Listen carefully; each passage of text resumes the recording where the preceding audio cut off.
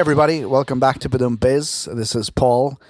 I'm here with Anthony. What's up? It's been a few weeks, Ant. We haven't really done anything in a while. We've both been busy, right? Yeah, we're fucking up. We are just dropping the ball. We just sitting on our successes, just like all old age artists.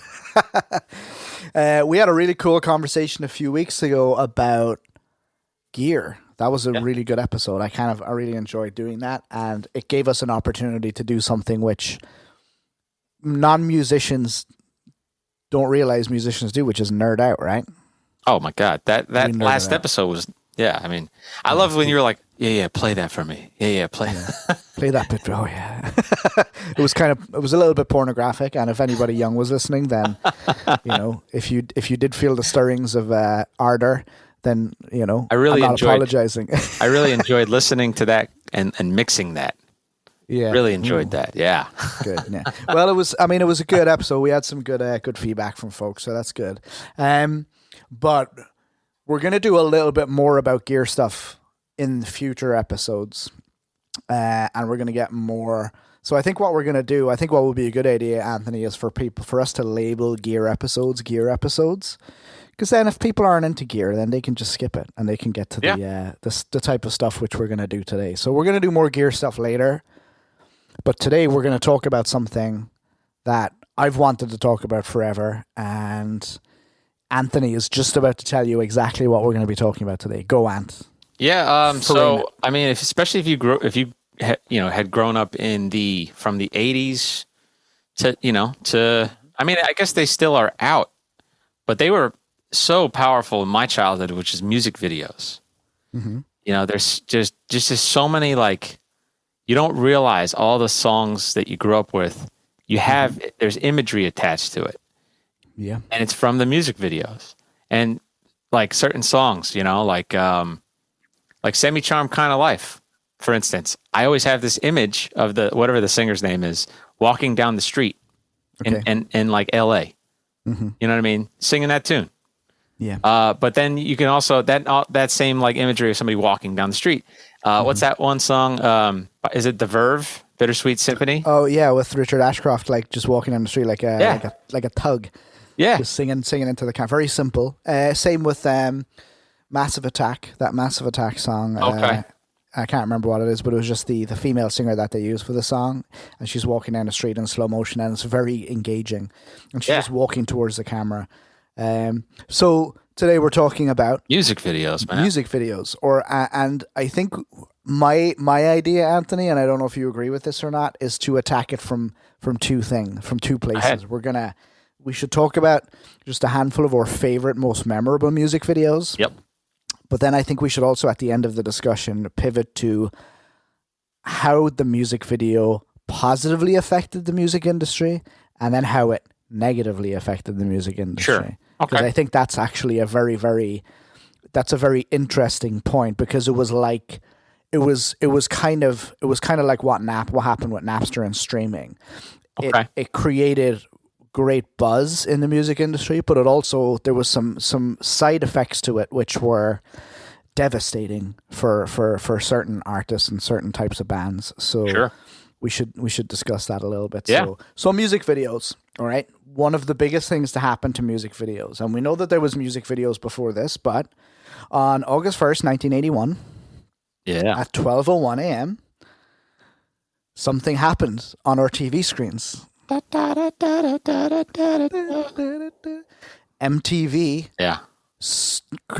screened the first music video of their new music television channel, and it was Video Killed the Radio Star by the Buggles, which was, great tune, perfect choice for that particular event. But I'm pretty sure that it was midnight, dude.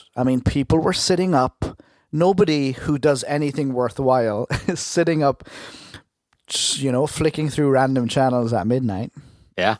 So think about it. Put yourself. We are both way too young. I was 6 months old at the time, 5 months old. You were a thought at that stage. Maybe not. Maybe not. Yeah. And I wonder when guys are sitting up eating their Cheetos, playing their Ataris or whatever. And then they turned the TV on. They saw this like channel go from fuzz and dark to boom, MTV. Because that's how it happened. It just was very sudden. Yeah. And it just launched, and it was at midnight. And I wonder, were people looking at it going, what the fuck is this shit? It's like crazy. How they had no idea. They had no idea what they were watching. I think it's a dimension thing. Mm-hmm. I think immediately I think of from the first time you saw playing a side scroller Mario game on your SNES or something like that, or Nintendo, and then you saw like a Nintendo 64 or PlayStation 3D video game. It was just like a lot to take in. You're like, how would that even work? And I think you just are all those years you're hearing these songs. Yeah. You know what I mean? And maybe the only imagery you have is maybe magazines with, photo shoots of the band or the artists. That's really all you have. Maybe they were on the Tonight Show or something like that. But like, so there's something about the music video. You get like a very, very high potent dose of I guess the charm of the artist. Mm-hmm. That Bogles video, even like the shit that they're wearing, it's a fun video. So it's almost like, wait, what are we getting here? There's a lot of stimulation when you're watching for the first time a music video. And it's interesting because it's interesting to note because a lot of people kind of go, well, what was the first music video? And everybody automatically thinks, oh, the Buggles, like Video Killed Radio Star was the first. It wasn't. I mean, there was music videos before that. Yes. They just weren't called music videos. Yes. They were films. Yes. Like, I mean, you have to remember, you look at Bohemian Rhapsody. There is a music video for Bohemian Rhapsody. That was very much... it was very much created as a music video, but where the thing that MTV did is it created a platform that until MTV Unplugged came along, it was all pre-recorded music. It was just music videos, music video after music video after music video. Before that, your music video would be played on. I can only go on what we had back home. You would have like Desert Island Discs, or you would have like the Old Grey Whistle Test, which was a music program, or Top of the Pops in the 1970s. So basically, you would create a music video to go on Top of the Pops. It might be played just while that song's in the charts. So taking Bohemian Rhapsody, for example, they created, during a rehearsal for a tour, they created a video clip for Bohemian Rhapsody. They did a little bit of production on it during the operatic bit because it's got all those crazy effects. Yep. And basically that video was created to promote the single. Yes. On Top of the Pops. So when they wanted to play the song on Top of the Pops, but the band weren't available to mime along to it, they played the video clip of it. And they were all very rudimentary. If you go back to the 70s, and I think the 70s was really the first time they started doing it. Right. You go back to then and you look at it, they were all very rudimentary. Most of the time it was just them playing, because it was just to communicate the song on a TV program that was already just playing their music. But what MTV did is it changed the game. It changed the game because now music videos were a way of communicating the content of the song. Yes. In a way that went beyond a live performance. And it's the first video that they had, the Buggles. Perfect. Because it had nothing to do with, even though the band were there performing the song, it was all about the theater of it. Mm-hmm. It was just pure theater. And that's what changed. And then I think in the same evening, I might be wrong on this, but like 2 or 3 songs later, they had Money for Nothing by Dire Straits. Oh my God. I mean, about what am I looking at? What am I looking at? Yeah. It was a music video, and that set the tone. It was a music video that completely was designed to be played on MTV. Yes. It had very, very little footage of the band. It was like just little snippets of the band playing on a live performance. But it was a video completely created to be played on MTV. That was one of the first 3D animated anything, right? Like computer graphic effects. Yeah, it was one of the very first uses of that technology. it was. I mean, and I always think about like, what was that? Did that look like for the first time to see it? And that's one of those videos. You're like, holy shit! How did they do this? What am I looking at? I have to fact check that, but I feel like it was like maybe the third video played on MTV. Okay. And then I think the sixth was a video by Split Enz. Okay. Called Take a Walk. So what that introduced was, wow, this is a band on the other side of the world that I'm now listening to. It's crazy. Yeah. I think what's cool, obviously what's cool about what what MTV did was there, like, I sometimes still miss FM radio only because there was something about being in the car or whatever, and the song comes on that you love, and it surprises you. You didn't select it to play. So I think that's what was cool about MTV was you didn't select it. It just came on. And yet now you have this channel that you can just leave on in the house. And it's kind of exciting as a new song comes out. Oh my God, what's the video look like? It's crazy, right? It was a whole new way of listening to music. And I was wrong. Money for Nothing must have come later. Okay. I'm going to give you the first 10 music videos you have this on MTV. I have this up here, yeah. Okay. This is courtesy of Spin Diddy. Don't know what that is. SpinDiddy.com if you want to look up weird shit like we're looking up. So, number 1, Video Killed the Radio Star by the Buggles. Number 2, You Better Run by Pat Benatar. Okay. Number 3, She Won't Dance With Me by Rod Stewart. Okay. Number 4, You Better You Bet by The Who. Oh, yeah. Which is a great song. Great tune. Then number 5, Little Susie's on the Up by PhD. Okay. Never heard of that one. No, I never did. Number 6, We Don't Talk Anymore by Cliff Richard. And there's actually a different name for that. They in Scotland they call that song Itchy Fanny. Because you know what, like in the US a fanny is an ass, right? A butt. But in the UK it's something different. And they call it Itchy Fanny.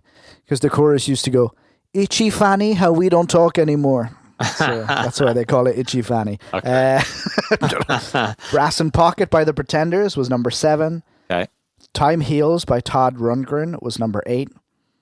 Take It on the Run by Oreo Speedwagon, number 9.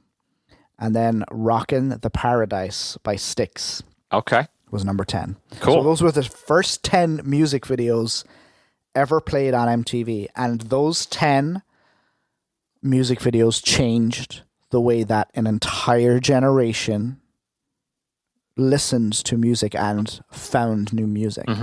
You had to go to a record store. Yeah. Or you had to turn your radio on. Yep.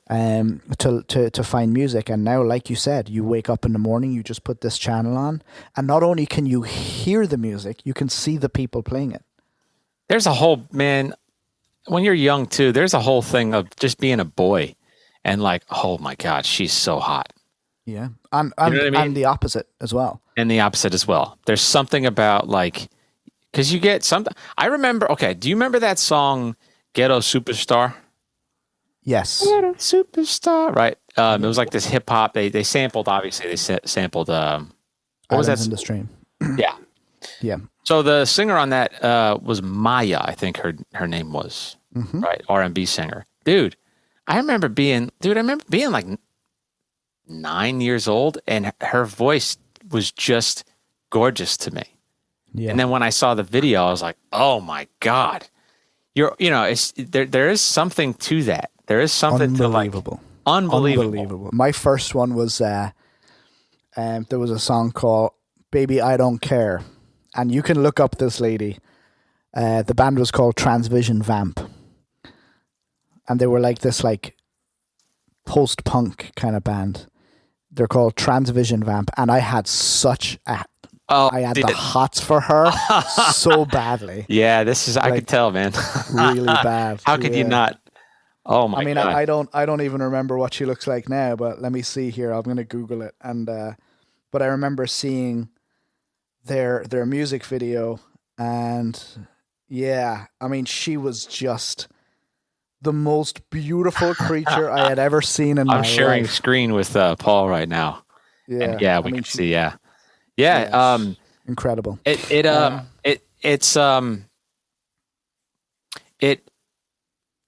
Your hormones, those brain chemicals, man. The music videos triggered a lot more of that stuff. Yeah, especially when you're young. yeah. And I think that was a thing of like there was just more excitement around. Did you see the new? Did you see the new music video? Like for me, one of the let's get into like memorable ones, or ones that are like when that came out, that was the talk of we were just like, oh my God, did you see this? So the one that sticks out to me, and I thought about it earlier before we started recording, and I have to research it, but All the Small Things by Blink-182. Wow. Okay. Right when that came out, I don't know if you remember what that video looked like, but they basically, the three of them running down the street naked, right? That was What's My Age Again, and that's another. That's like in second place to me.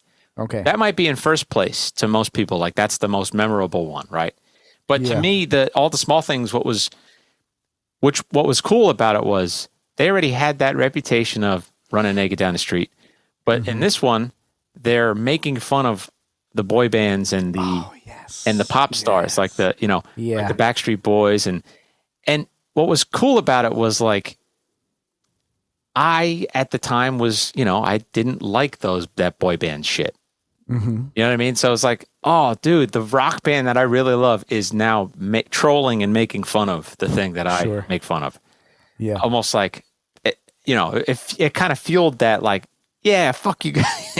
yeah. I mean, they were making fun of their contemporaries. Really, it wasn't distasteful, and it wasn't obnoxious. It was fun. It was like almost, if anything, it was a nod to it. You know what I mean? Yeah, I mean, I think, look, I think they probably did it from a place of like just making fun. And I'm sure those other bands that they were making fun of probably thought it was hilarious more than anything else. Because, I mean, obviously they got a bit of promotion from it as well. But see, I think at the time it was controversial. I remember people were like, "Oh, I'm not happy about." Yeah, I mean, people who were like fans of NSYNC and the Backstreet Boys and that I remember them being pretty angry about it. Like, how dare they, this group of punks? Because that's what I mean. When Blink-182 came out, that's right. I mean, they're like now they're pop. Like that's pop music. That's pop music. But back then they were like rough thug punks. Yeah, all the tattoos. Yeah, the piercings. Like.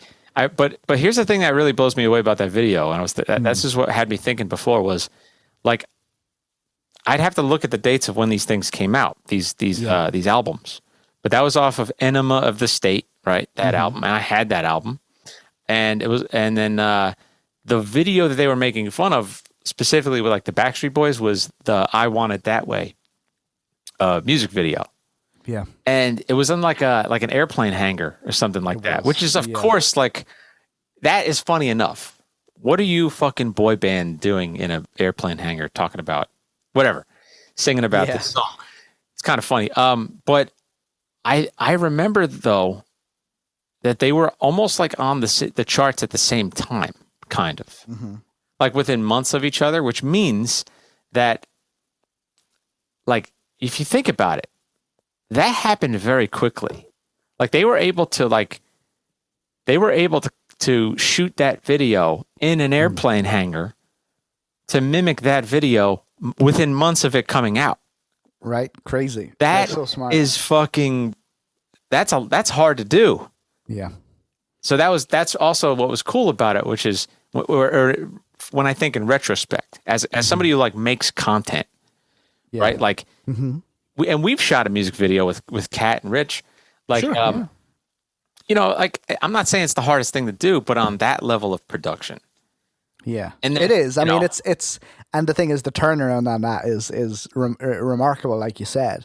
I mean, I think what you're talking about as well as just the content of the videos, music videos allowed artists to communicate more than just the song to their audience. They communicated the song. Yes. But you take Blink-182 in that particular example, they also communicated, here's our song, but here's what we're about. Yeah, here's our sensibility. You know?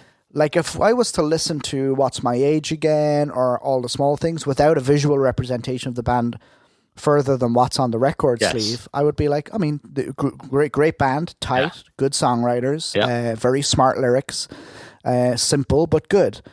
What I wouldn't have gotten is these guys are fucking hilarious. You know what I mean? Yep. And they were like, we write serious music. Yep. We want to perform it well, but we're also making fun of ourselves and we're making fun of other people. So you can communicate with a music video a level of context, not just in the song, but what you're about as an artist. Personality. So much easier than you could. Right. Personality. There you go.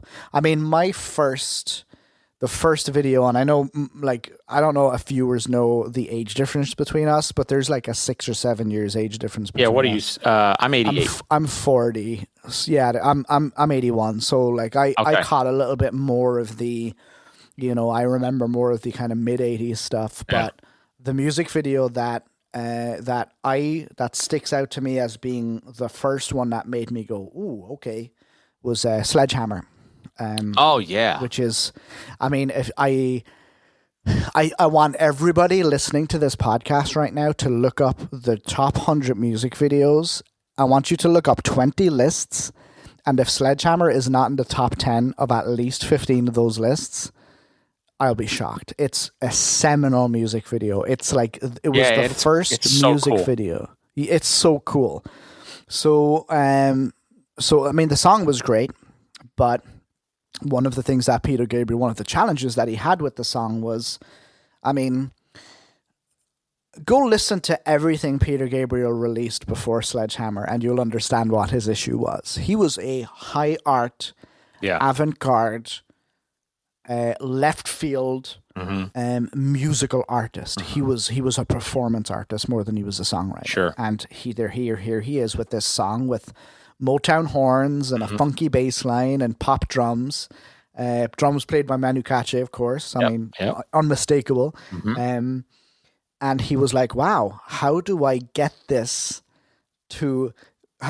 my fans to listen to this? And he did have fans. I mean, holdovers from his Genesis days, a lot of them, but he had fans who were like into their artistic artists and their, you know, high art.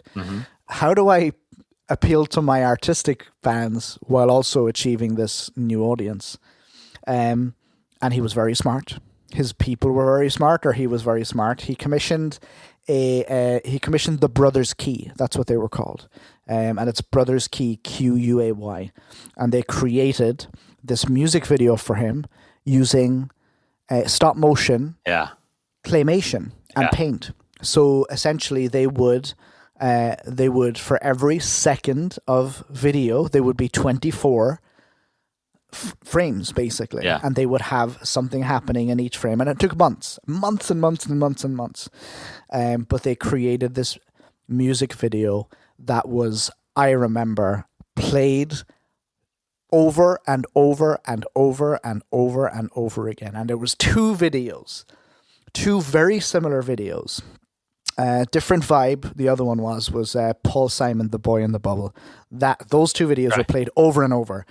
And they were magnificent videos. And that was when I think the music video arrived on the scene with a massive bang. It was an opportunity for people to go, oh, hang on, okay, I can do all of this other shit with my music video. I can basically create a entire artistic environment within my music video. Because even before that, music videos really were like the band like walking down train tracks or, you know, just kind of performing on stage like Van Halen or something. That's right. This was the first time anybody turned around and like was super artistic with their music video. Yep. And it made a huge difference.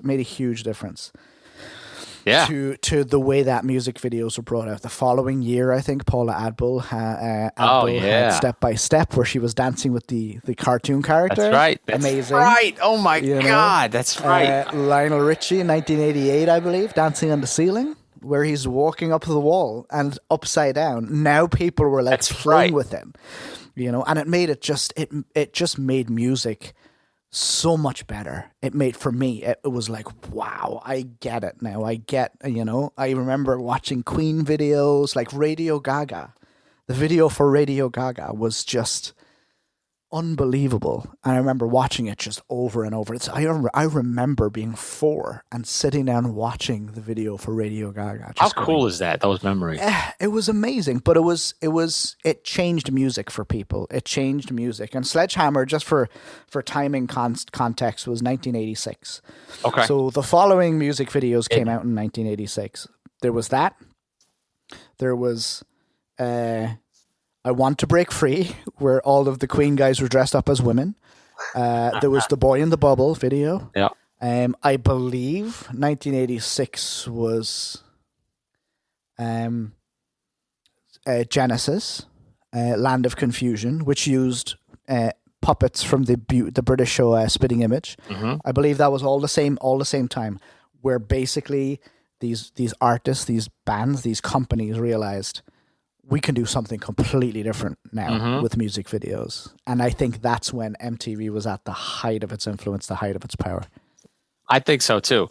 Dude, I mean, do you remember discovering songs or bands or artists from their music video? Did that ever happen to you? Yes, Pearl Jam was one of the bands that I discovered from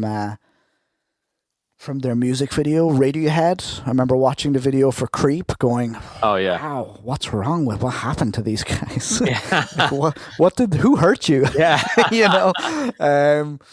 Loved it. I fell in love with Radiohead. Actually, watched the video for Creep. Okay. Immediately went out. I knew a friend that had Pablo Honey on cassette. I recorded. I copied their cassette illegally. I know. Lock me up. Lock him up. I mean, in my defense, I was like 12. I didn't have any money. Lock him up still. Yeah, lock me up. Lock him up. Remember that? Remember those days? Oh, God. So glad we're past it. Yeah, so I brought it home and I was like, oh my God, I can't wait to get home. I was sweating. I put it on my cassette player and I listened to it. And I remember just being so devastatingly disappointed with the rest of the album. It was just not good. But it had Creep.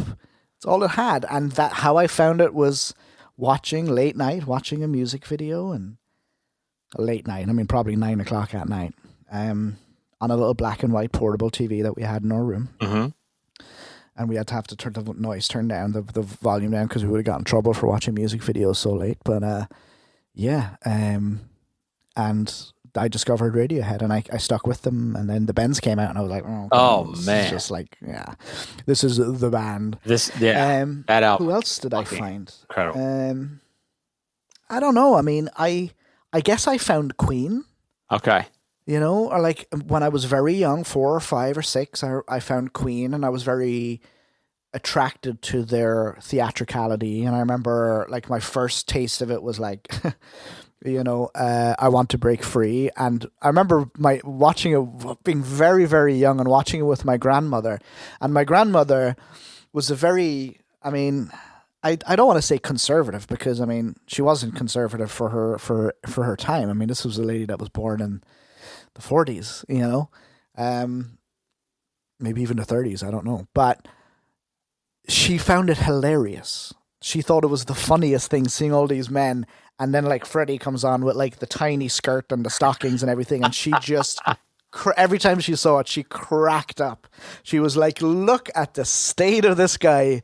It's so fun, like with the mustache. And she would just, every time it came on, she would crack up. And I remember sitting down watching with her. She was laughing just at the ridiculousness of it. And I remember, even at a very young age, in my very limited understanding, thinking, Jesus, man, this brings people together. Yeah. This is something that is appealing to a 5-year-old kid and his, at that time, like 50-year-old grandmother. Like, this is like a brilliant, brilliant thing. And then there was Radio Gaga, and then the magnificent video for It's a Kind of Magic with the animation, which was brilliantly done. Which one? It's a Kind of Magic. Okay. So basically, I had them he plays this like magician guy, and he works magic on these like three homeless guys that turn into the band, and then there's these very very caricatured female trio of backing vocalists, that sing along with him, and he interacts with them in the video. Very very clever. But it was at that time where people were like starting to play with the video, really start to so yeah, Queen is one that if you were to pick one, say that, because I'm all right. Let me just tell listeners right now, I'm putting together this YouTube playlist that you can, it'll be in the description. It's in the description of this episode right now. You can go and watch these videos. So anyway, Paul, which, if you were to pick between I Want to Break Free or what was the name of the other Queen song? It's a Kind of Magic. Oh, you got to watch it. I Want to Break Free. It's hilarious. Okay. It's a video that I think most people would be familiar with, but it's the one where they're all dressed up in drag. Okay. And interesting little bit of trivia about that is as time went by and we learned more about Freddie Mercury, people assumed that it was his idea to do that video that way, and it actually wasn't. Okay. It wasn't his idea at all. It was I don't remember exactly whose idea it was, but he specifically stated, everybody assumes that was my idea. It was not my idea to do that video. Okay. He, in fact, didn't really want to do it. But, a great video. And now I'm going to introduce a little bit of trivia here, which shows the downside to that and the bad side to it. Previous to that, Queen toured a lot in the United States, were very popular in the United States. Mm-hmm. That music video destroyed them. Really? In the United States, yes. It was, the Bible Belt, and none of those radio stations played them anymore. Wow. None of them. And when you think of the United States, you have to think about the power of radio in certain parts of the country. Okay, yeah. And the power of radio in the United States really is not in the cities. It's in the rural areas where people can't get into shows. Okay. So you have like huge areas, and those rural areas tend to be a little bit more on the religious side and a little bit more on the conservative side. And, prior to that, there was nothing was known about Freddie Mercury's, sexual preferences up to that point. It was just it wasn't even something that came into people's minds. They were a hard rock band. Up to that point, and they were loved in the United States. And then this video came out, and they were banned. They were just wholesale banned across the Bible Belt. Nope, we're not playing their music anymore because they dressed up as women, and that's, that's, I don't know, against whatever they believe. But so up to now we've spoken about how great this was for music. There was also a little bit of that starting to come in, where, the more you say about yourself, you're gonna give people a context, but you're also going to give people a lot more to criticize. Sure. Yeah, you are. Yeah. Because well,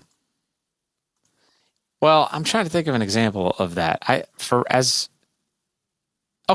So like there were bands that put out music videos that was it like 9 Inch Nails that were known for putting out kind of disturbing imagery in their music videos? Not being a huge 9 Inch Nails fan, having watched some of their videos, yes, I would say that's a safe assumption that they would put very kind of dark, similar to Tool. I know that probably Tool came later, and it was a more artistic decision from Tool's perspective. Okay. But I think with 9 Inch Nails, it was more intentionally insidious to put dark, kind of more violent imagery. Okay. Yeah. So like, I remember that being a thing of like, they put out, they had like, you know what? It's a bad example. I should probably think of another example. Probably like Korn would be oh no, Marilyn Manson. Okay. Yeah. Do you remember he had a video where he, it was almost like he had like breasts. Oh, right. Remember that music video? Yeah, I vaguely, again, not an artist that I paid particular attention to. I just wasn't a huge fan of his music, but I actually, as an artist, as a dude, I think I kind of dig him. But yeah, I think I remember it was, correct me if I'm wrong here. He was all white like an albino, right? And he had breasts, and he had like a corset, and above the corset was like these breasts, right? Yes, That's what it was. Something like that. Yeah. Mm-hmm. Yeah. Yeah. I remember that. Yeah. That was a big, I do remember people, so yeah, I mean, it's funny. You talk about like religious people. He was the devil, to them. I mean, just it really does show the ignorance. I mean, what he dresses in a corset and likes to wear women's underwear. He clearly kills babies. He clearly eats puppies. Yeah. I mean, clearly everybody that's harmed themselves ever is as a direct result of these. Yeah, it was ridiculous. Let me mention another video that. So on the topic of like, I discovered an artist from the music video. So actually, I want to shout out this to anybody who, I think this was a Jersey thing. I honestly have asked so many people, and even people in Jersey don't even know what the fuck I'm talking about. Maybe it was a regional thing. There was a channel called The Box that was like, it was like an alternative to MTV. And MTV's had at the time that I was watching The Box, MTV had their other shows. They had like a news show, they had like a dating show. They had like that TRL, Total Request Live, which was like a live show of the top 10 music video or whatever. So The Box had what I think MTV originally was just round the clock, or maybe it was like 12 hours of just music video after music video after music video, and that was it. Yeah. And what was cool was at the bottom of the screen they had this like thing, this ticker thing of just text of all of the music videos that are going to be played that day, and then every now and then you would see new, like a blue highlighted like new. So there's a new music video, and that was very exciting. So I was watching that. Man, I might have been 12. I might have been that perfect age. And Learn to Fly came on by the Foo Fighters. There we go. That's when it happened. Yeah. And like, I don't know who the Foo Fighters are, but I'm seeing this music video of they're on an airplane. And hilarious. Yeah. Like, but they're playing themselves, but they're also in like character as the pilots, the stewardess, I think Jack Black and Kyle, what's his name from Tenacious? Kyle Gass. Yeah, they were in that music video. So obviously the song is awesome, right? It is. But the music video is so funny. So there was something about like these guys just showed me who they are. I want to see more of that. I love this. There you go. That might be part of the reason why they're like one of my top 5 favorite bands. Now, honestly, if music videos had never existed, would you have had that deep interest in them immediately as you did? I don't know. I'm like thinking about that from a perspective of, like what music I liked then. I liked harder things then, harder music then. Yeah. So it's not a very like hard hitting song. I used to listen to like Korn. I used to listen to Offspring. Okay. So, even Limp Bizkit I was into at that age, I think. I liked more angsty stuff. You were more purple than pink, basically. Sure. Yeah. So, if that song were on rotation on the radio, I probably would like it still. Yeah. But that's what I mean. There's this impact. There's this impact of the music video of who are these people? Yeah. Crazy. And it's, one of the videos, like, that's a great example. It's such a wonderful example of a music video just immediately showing what a band is about. Taking it back a good few years to another video starring the same guy, Smells Like Teen Spirit. Oh, yeah. For me. I just want an amazing way to introduce like to the mainstream and a group that would just do so much in so little time. It just changed You know, it's crazy from since moving to New Jersey. Actually, New Jersey is a hotbed of, really good musicians, but some of them have difficulty letting go of certain eras of music. And I've just, I don't know, is it just me, but I've just come into orbit with a lot of musicians who hate grunge. And a lot of the reason that they hate grunge is because, grunge, of all of the things that grunge achieved, the most meaningful thing it did was destroy hair bands. Terrible.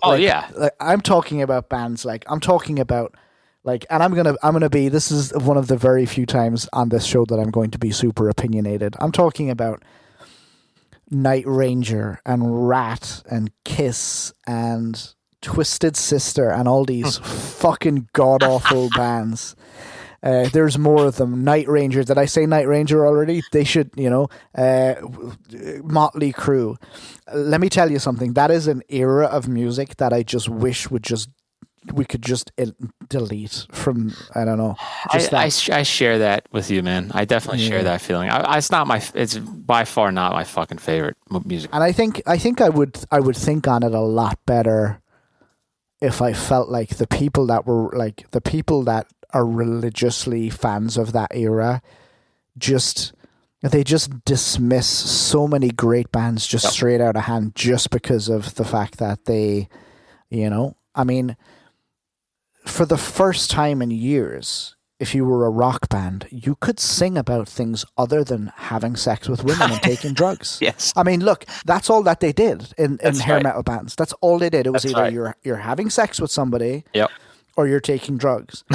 Sometimes you're doing both at the same time. Sometimes. And then if you wanted to break away from that, you had the indignity of releasing a song like Every Rose Has Its Thorn, which nobody should ever play at any stage ever again. But that's probably one of the reasons why I hold the music video for Smells Like Teen Spirit so close to me, because I didn't know it at the time, but I remember being an 8-9-year-old kid, and I would, as soon as any of those bands came on, Motley Crue, any of those shocking fucking hair metal bands, I would just, Viper, that was another one, Viper, White Snake. Them. Oh, I would just immediately I would rather watch the fucking news than watch these, these like ski jacket fucking, tight wearing. They're just terrible. The songs were terrible. The guitar solos were terrible. The singers were just awful. They were like Paul is going in. Yeah, it is. This is the only time you're ever going to hear me be this critical about a genre of music. No, it's not. It really is. Like, I have my issues with other jazz. But shit! I cannot stand hair bands, and I think this is a message to everybody that can't let go of the hair metal band thing. Go out and get yourself a copy of what was it? Bad Motorfinger? Was that the Soundgarden one? Something like that. Soundgarden. Soundgarden, okay. Yeah. Go out and get a copy of that. Go out and get a copy of Tenor Verses by Pearl Jam. Go out and get Nevermind. Go out and get all of the Alice in Chains albums. Stone Temple Pilots.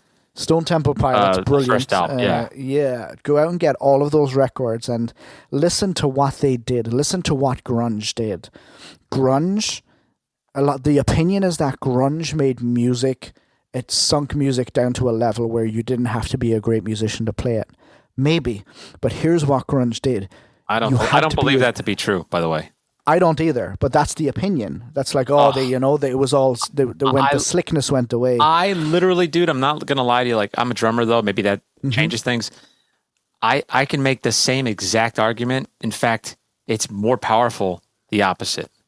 I agree. I agree with you.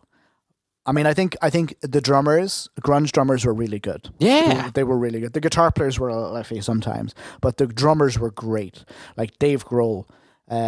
Jack Irons, I think, was the first drummer in Pearl Jam. Brilliant, Jimmy Chamberlain for the Smashing Pumpkins, I think, was a really underrated and good drummer.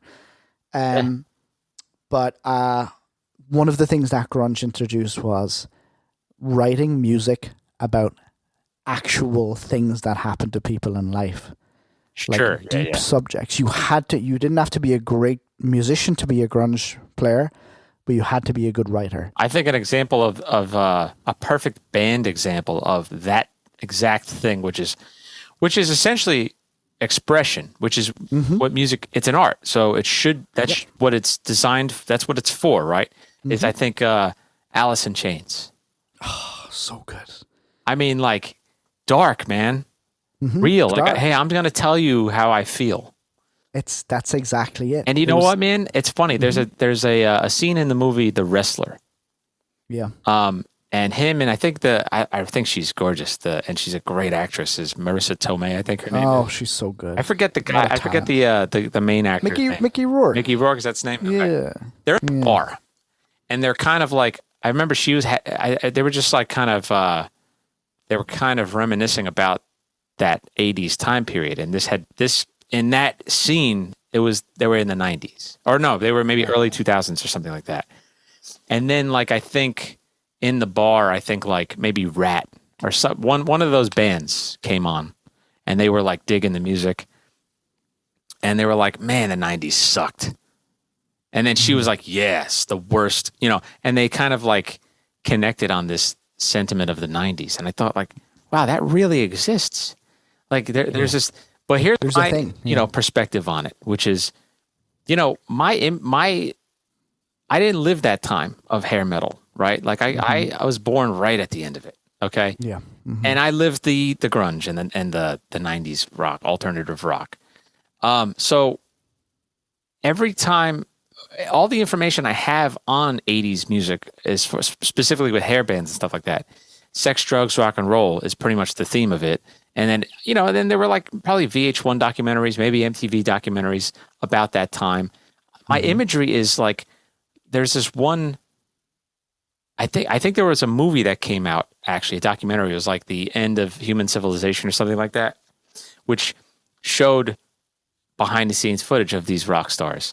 One of them was, I don't remember who it was, but he's like in a pool on like a floating raft, just downing a bottle of vodka, obliterated, drunk already. And it was sad. I remember that. It was just so sad. And then you think about the people that died because of that. And then even the people who didn't die, they survived, but their life went to shit because of their addictions. Like the 90s to me were a reflection, were the aftermath of all of that partying. It's like the 80s was the whole high of your bump of coke. Yeah. Right? And the 90s was the day after the crash. And you know what I mean? I almost think like you guys who loved that time period, you created the 90s. I think, and this is the thing. This is how I view it, and I completely agree with you. It was like the hangover of the 80s. Yeah. But I think what the 80s was is, look what I'm going to do to myself.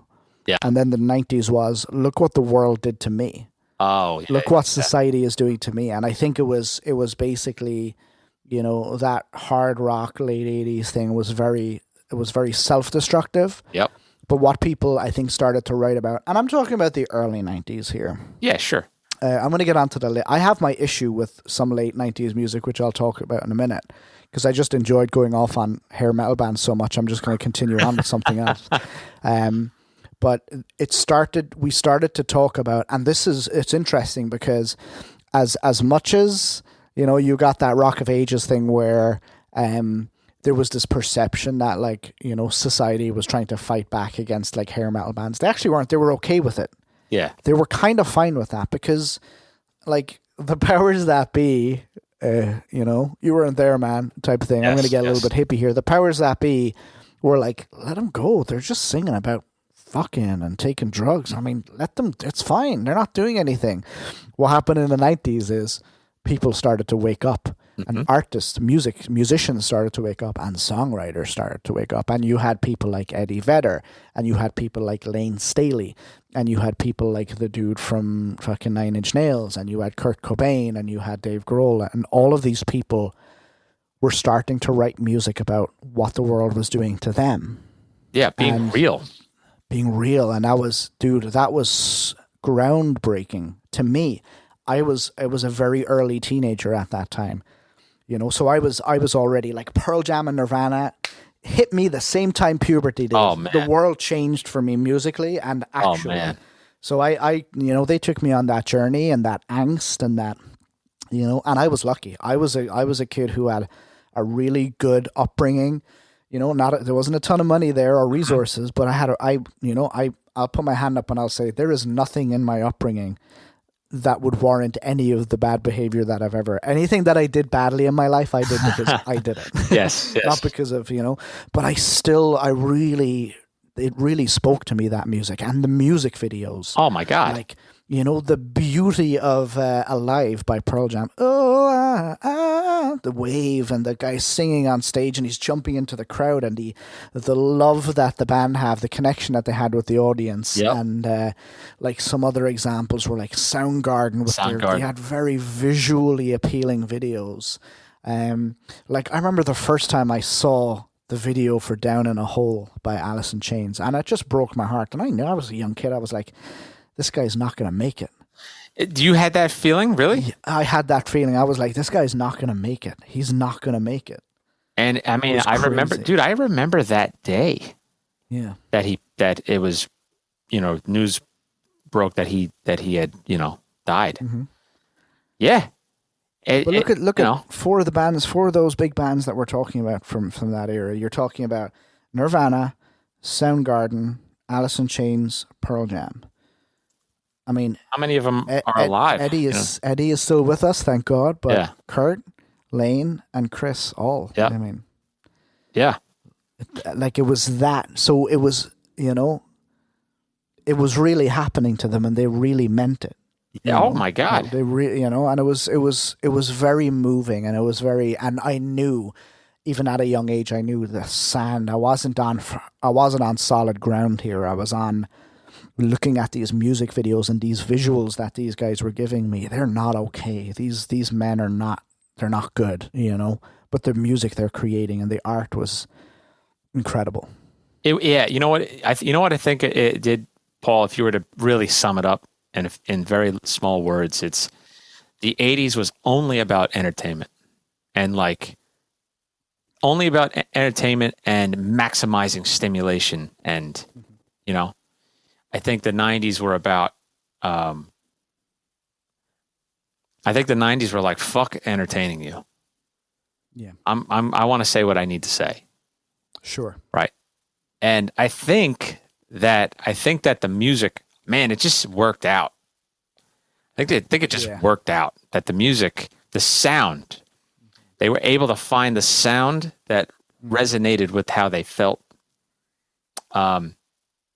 It almost produced itself. Absolutely. In fact, I actually look at the 90s romantically as specifically, that it's unbelievable to me when you look at the 80s and you look at the music videos and look at the styles. Mm-hmm. Think about a Michael Jackson video. Think about Sledgehammer. These 80s metal bands, a David Bowie video, a Madonna video, and think about the fashion.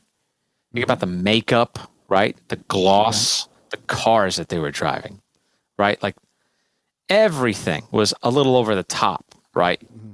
And then it became about ripped ass jeans, like just a dirty t-shirt, a flannel shirt, maybe long, like hair that hasn't been washed, piercings, it. And then how did we go from this overproduced shit to back to organic? Got to get just a really good distorted guitar sound. We got to get good live drums. Mm-hmm. We're not going to do vocal effects. Really, we'll double the vocals, but we're not going to do crazy vocal effects. Like it was the antithesis of the 80s, and it was a rebellion and in the visual arena, because we were seeing them as well, and that's what your point is, right? I'm guessing your point is we saw the ripped jeans, we saw the flannel shirt, we saw the dirty hair. Well, we heard it too. Also, the sound too. You hear Absolutely. That's what I mean. Like, how did the industry go, yeah, we're going to do this now, which is less appealing. And like you were saying, there's a whole audience of generation, maybe even of people who are like, what is this fucking shit? 100%. People were like older people at the time. Now, as much fun as my grandmother found Freddie Mercury and, all those guys, I mean, she just didn't get that at all. She didn't get, like, I remember I was like showing her Nirvana, and she was like, why is he screaming? Yeah. Like, what's he saying? Yeah. Nobody knows what he's saying. And I was like, I'm kind of getting it, man. I mean, yeah. And I was a happy kid that had everything. Sure. I didn't like, did I relate to what he was going through? Any of those kids? Absolutely Probably not. not. I was on a different plane. Yeah. But we survived it. And the reason that we could survive it is that 2 hours after that you saw Kurt Cobain and Chris Cornell and all these guys and they're struggling, something beautiful was happening at the same time. And it was bands like Boys to Men. And where something was coming back in the pop. So we're talking about the rock side. Something was happening in the pop side. I was going to say this to you. I was going to start mentioning hip hop and R&B. Absolutely. Yeah. There was so much great hip hop. And the R&B, like, I mean, Boys to Men are the one that stand out to me as a band that were like, what they were kind of doing is they were bringing back to me that Motown, yes, kind of all male, all female group, but like great vocals and beautiful love songs. And so we were kind of, that was like the sugar, right? That was the kind of, I mean, at least thank goodness for Boys to Men and thank goodness for these great hip hop artists. And it was about romance too. It covered that area of music, which I got, if you really think about it, I don't know if those grunge bands were talking about romance very much. If at all. If at all, right? So, I mean, I think if they ever did talk about romance, it was a very kind of jilted, skewed type of romance that is you can't imagine ever working out. Yes. I mean, the first song that Pearl Jam. I mean, I would say the last song on 10 was called Release. I'm thinking that might have been a love song. Okay. But the next song that I know, correct me if I'm wrong, with Pearl Jam is Satan's Bed, which didn't show up until Vitalogy, which is essentially about S&M. It's about bondage. Okay. So, I mean, these are not, but I mean, Vitalogy, you're talking about the mid to late 90s here. And like Vitalogy had Nothing Man and Better Man, and like these are more kind of romantically themed tunes, but they're it's not happy ending stuff. Yeah. Whereas I remember like listening to some of that early Boys to Men stuff where they were just singing about like making fucking babies. That's what they were. It was really sensual. And it was such a great foil. Like we were getting some early Mariah Carey. Yeah, where she was brilliant. Her voice. I mean, nobody had ever heard. I mean, we know she's fucking weird now, but nobody had ever heard a voice like that. Oh yeah, of course. And she had that great cover of that song. I Can't Live If Living Is Without You. Brilliant. And we had like Public Enemy. Oh my God. Who were really great. It was just like really starting to. What were some of the other? What's the Dre was in it? Dre, Ice Cube, and the LA group. What was it? What were they called again? This is really bad. Straight Outta Compton. Shit, I'm just completely blanking on. This is really bad. Yeah, NWA, man. NWA, there it is. Yeah. Yeah, NWA. Yeah, brilliant. But by the way, about it is. Go ahead. Yeah.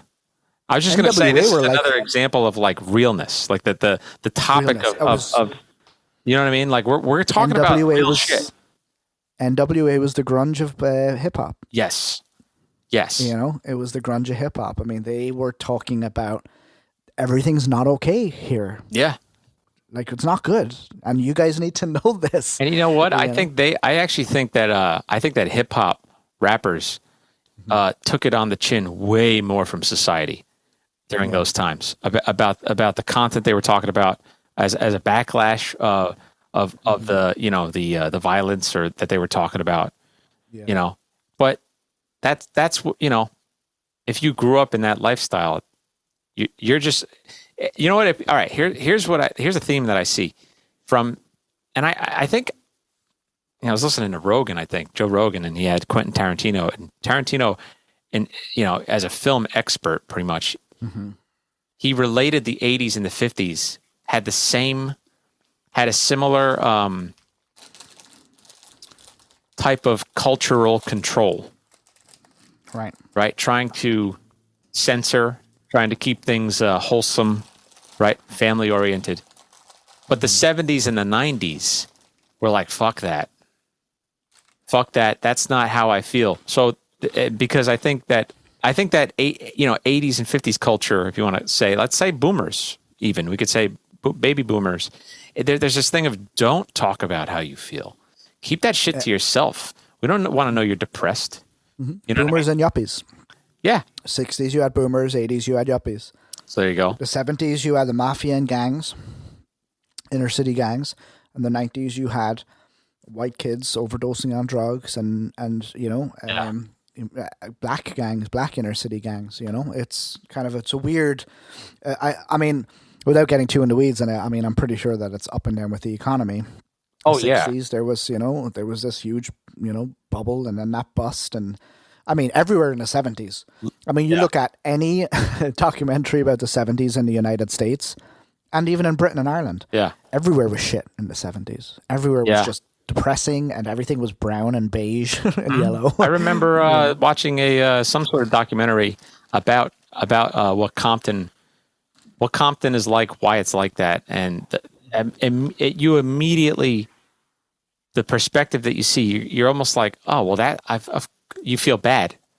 You feel bad for that area of LA, because it was a factory industrial area, or it was near an industrial area where there were factories where the men were working and had good jobs. Guess what? The factories closed down because of outsourcing. So when you don't have work, you got to provide for a family. It makes sense. It just makes sense that, especially if it's a type of, man, they're a part of you're talking about a culture of people that was already oppressed. Mm-hmm. So it makes sense that's the result. Violence, crime is the result of people who really might be desperate because of, oh, the floor, the rug or whatever, the ground was just pulled from underneath me, and I have to feed kids. I have to raise a family. So, and then the music. I think the music then might not. You can't go into that such detail, of course, in a song. Mm-hmm. You just can only talk about how you feel about it. But your music video can show it. But your music video, yes, yeah. Yes. Your music video can visually. We can now go take a camera into Compton. Yeah. And we can see what's happening, and humans are visual creatures, and we saw these guys, we saw that the conditions they lived in. We saw Kurt. Yeah. We were witness to exactly what he went through coming up to his suicide. Like, we all witnessed it through his music videos and through, like, you look back on that, he was never okay. Mm-hmm. Yeah. He was even when he was at his most, lucid, like during MTV Unplugged or something. Like, you knew, like, he was so, like, listen to his voice. He's talking like this. Yeah. He's so fragile. Right, yeah. And you then, like, talking about bands like NWA and, hip-hop artists that come from, like, like, challenging areas. We were able to, music video allowed us to see where they were living and see what they were dealing with, and seeing police cars just circling the blocks all the time, constantly. I mean, it really gave us just a deeper view into these artists and how they lived and how they functioned and why they wrote the music that they wrote, and there were other bands of the time that did other things, but and then there was like a third kind of weird thing that I remember with the 90s is even kind of a precursor to Blink-182, whereas you had these bands that started to come out with kind of, they were a bit more on the whimsical side. Yes. Yep. Like I'm talking about Crash Test Dummies, Bare Naked Ladies. Yep. Bands like that who were they were lucky. They came from the right side, or they ended up on the right side of the track, or they had depth in their music, but it wasn't all necessarily doom and gloom. They didn't have the issues that these other guys had, and didn't want to sing. Maybe they had them, but they didn't want to sing about them. That's right. Which was kind of fun. You had, I remember the video for, and it only struck me years later, like the video for Shiny Happy People, came out, REM. Oh, yeah. Late 90s. Yeah. And I was like, I remember watching that video going, oh, wow, what an amazing song. This song just makes me feel so good. And it's a song about people on antidepressants. Yeah. Oh, wow. It's a song about, that's what it's about. It's about people who have to take shiny, happy people. Yeah. The video for it is very joyful, and it's accepting of that, and it's accepting that, but that song, it sounds like such a happy song. And from what I've read, I don't know if Michael Stipe is one to interpret his music for people, but from what I've read about that song, it is a song about, people on antidepressants and people having to medicate. You look at another whimsical song, by Crash Test Dummies. Listen to the words. it sounds like a fun song, and it's a beautifully written song, beautifully produced, by Jerry Harrison from the Talking Heads, actually. The Talking Heads, from Talking Heads, I'll say it properly. But it's about the struggles of children growing up with parents who either don't listen to them or, make life difficult. Just the struggles of being an adolescent kid, Yeah. Oh, yeah. So even though there was humor being introduced, there was still a little bit of, the 90s were hard. They were hard times. Dude, they were. So I have, let's see, I added to the list like at least two more, but let me pull it back up. So I thought of when we were talking about the, specifically like, specifically like the issues in LA with Compton. And you think about LA cops, right? And you think about Rodney King in the early 90s, right? So that was yeah. But one thing that it is really cool that Rage Against the Machine like joined that fight and that awareness. Their music was very much about like just fucking anger and rage. It's the perfect name, Rage Against the, you watch some of these music videos show footage of, like cops running and beating people with, it's just, you think about it. It's like, it's so not about us as a band. We're not showing, don't come see us. Watch this video. Go do something. Go vote. I thought that was powerful. Very, so powerful, and people hate them. Like, not people, like people, society, people of society, people, hate them too. But there's something about just revealing truths and speaking honestly and candidly that people have a hard, or I guess there's people resist that, or I don't know. That's why they let the hair bands do what they wanted to do. These weirdos are wearing basketball boots and spandex, but they're not professing any truth. So let them do what they want to do. Yeah. But there was a big backlash to like the likes of Rage Against the Machine in the 90s, because they were like, the powers that be, I guess the man, were like, oh, actually these guys are actually, they know what's going on. They've found out what's going on, and they're telling people about it. So that's a great example. And they had some great music videos. They had some very, very good visuals. I remember one of their album covers was actually a self-immolation, right? What it was? Say it again. I can't remember which album it was, but one of their album covers was a guy who set himself on fire. Yes, that was the That was the album cover. So very, again, like it ties into the music video thing, sort of the visual of it. People were embracing like, what's my message here in my music? And I'm going to put a guy setting himself on fire in protest of something, just so that, these bands were like completely engaged in this idea of expressing yourself visually, in order to give people context to what your art was saying. Absolutely.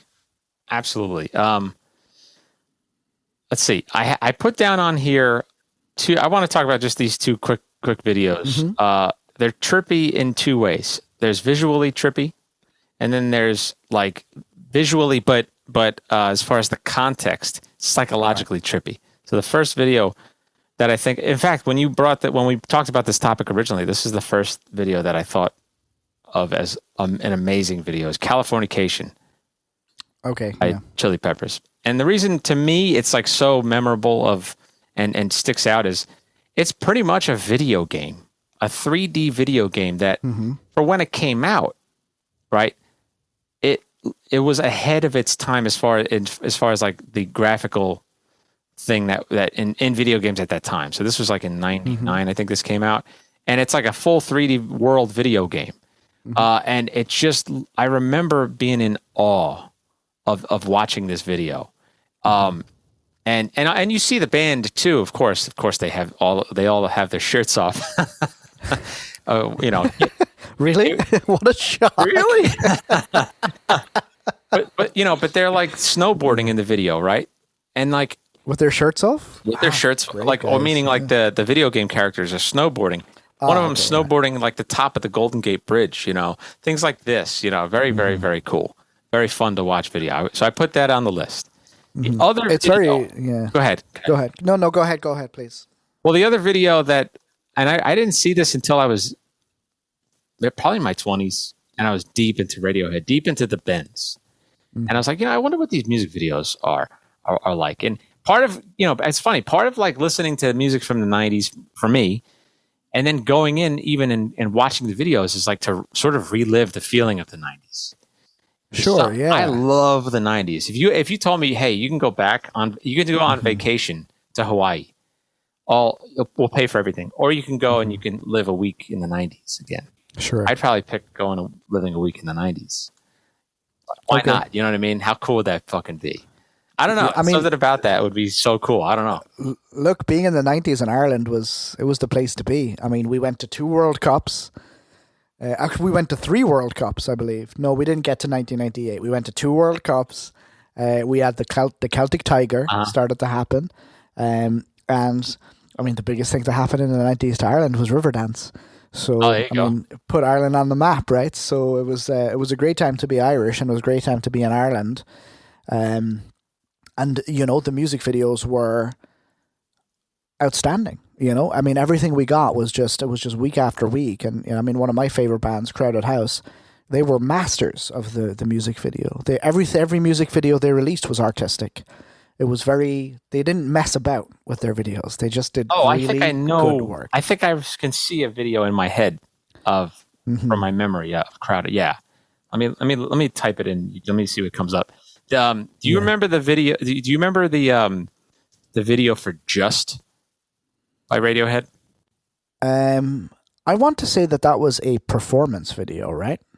Yeah, there was an actor, this character who gets up in the morning and puts on his suit and tie. It looks like he's going to work, and then and he lies down on the ground. He lies down on the sidewalk. Yes, I remember that one. Somebody trips over him. He's like, "Are you okay?" But he's looking up, and you don't hear anything. It's subtitled. Everything is. It's almost like a silent movie, sort of. It was very much like Everybody Hurts from REM had a very similar thing. Oh, did it? It had their thoughts, the things that they were thinking in subtitles. Okay. But Go Ahead I remember it now, and it was black and white, and it was great. No, it wasn't black. Was it black and white? No, it wasn't black and white, but it had that. It had that. What do you know that? I'm going to reference this, but I don't know. Have you ever seen like CSI Miami? Never ever. I'm very proud to say that I've never seen CSI Miami. It's really good that you never saw it. I know that it uses the Who in its title. The lighting, basically, I'm trying to reference the lighting is kind of things are tan and kind of warm. The lighting, True. so yeah, it has that effect to it. It's kind of cool. Anyway, the guy lies down on the ground. People are just gathering around him at a certain point. I mean, I'll just spoil it, I guess. Should I just spoil it? It's fucking. Sure you can. It was almost like a little mini movie. Yeah. Almost like it made you think, and it didn't answer any questions. It made you. In fact, there were more questions at the end of it, but people are like gathered around him. People are trying to ask him questions. He's answering this question like, "No, I'm not. I'm not. I haven't been drinking." Was something he was asked. Mm-hmm. And then at the end of the video, it pretty much is like, I'll tell you why I'm lying here. Somebody bends down and he whispers in their ear, and then or am I wrong? But we never find out. Oh no, he says it out loud, but you don't see this happen. You just see the next scene. Everybody's lying down. Everybody's lying down. Yeah. Yeah. I mean, it's so good, and there's like people getting really angry. Tell us why you're lying down. It's so powerful. Very powerful. Oh God, that's such a good example, dude. That's really, really, really good. I'm really happy you brought that up, because that is exactly why. That's exactly those guys in 1981 that said, we're gonna bring out this channel that's just going to be music videos. Yep. The music video for Just is exactly why they did it. That's right. Mm-hmm. It's perfect. Brilliant. It's perfect. And by the way, that song is great. Great song. And it doesn't need the video, but it has so much depth and dimension to it. And the interesting thing about the video for it is it's paced. I want to say that it's that type of filmmaking where it's all kind of slow motion, right? It's slightly slow motion. I don't think it was that slow motion. People are talking like that. And no, not really. Not really. Not that. But I must have a different memory. I think you have a different video. That was a thing too. Like you're reminding me of I think it's The Scientist by Coldplay, which was backwards. Which was backwards in slow motion, right? Or was it backwards in slow motion? Yeah. Yeah, I mean, which is essentially like a Tarantino. Like a version of telling a story. It was a little bit gimmicky. I mean, let's you think so? I think so, yeah. I mean, it was great. It was very well executed, but I was like, when I heard about it, and I was like, I mean, he's not saying anything in the music video. Just there's something being said, in that music video. They're making a point. But visually and also like emotionally tugging at you too. Absolutely. Yeah. Yeah. I think The Scientist is worth checking out. Emotionally tugging at you, and interesting, I'm going to say about Radiohead is that not something that they do very often. They'll talk about very deep things in their music. But they'll very rare that they'll get that emotional. It's very rare that they'll, it's more about art for them. Yeah. I remember watching the video for. I remember actually watching. It wasn't a video; it was a live performance of the Pyramid song. And it was one of the very few. Yeah, from Amnesiac. Amnesiac. Yeah. And I remember just being like, "Wow, this is a very moving song. It's a beautiful song. Mm-hmm. That's got strings and everything." Yep. And I remember thinking, "Wow, Radiohead don't move me emotionally a lot, but they appeal to my senses and my artistic senses all the time." Yep. And but Just was that's such a good example of exactly what we're talking about here.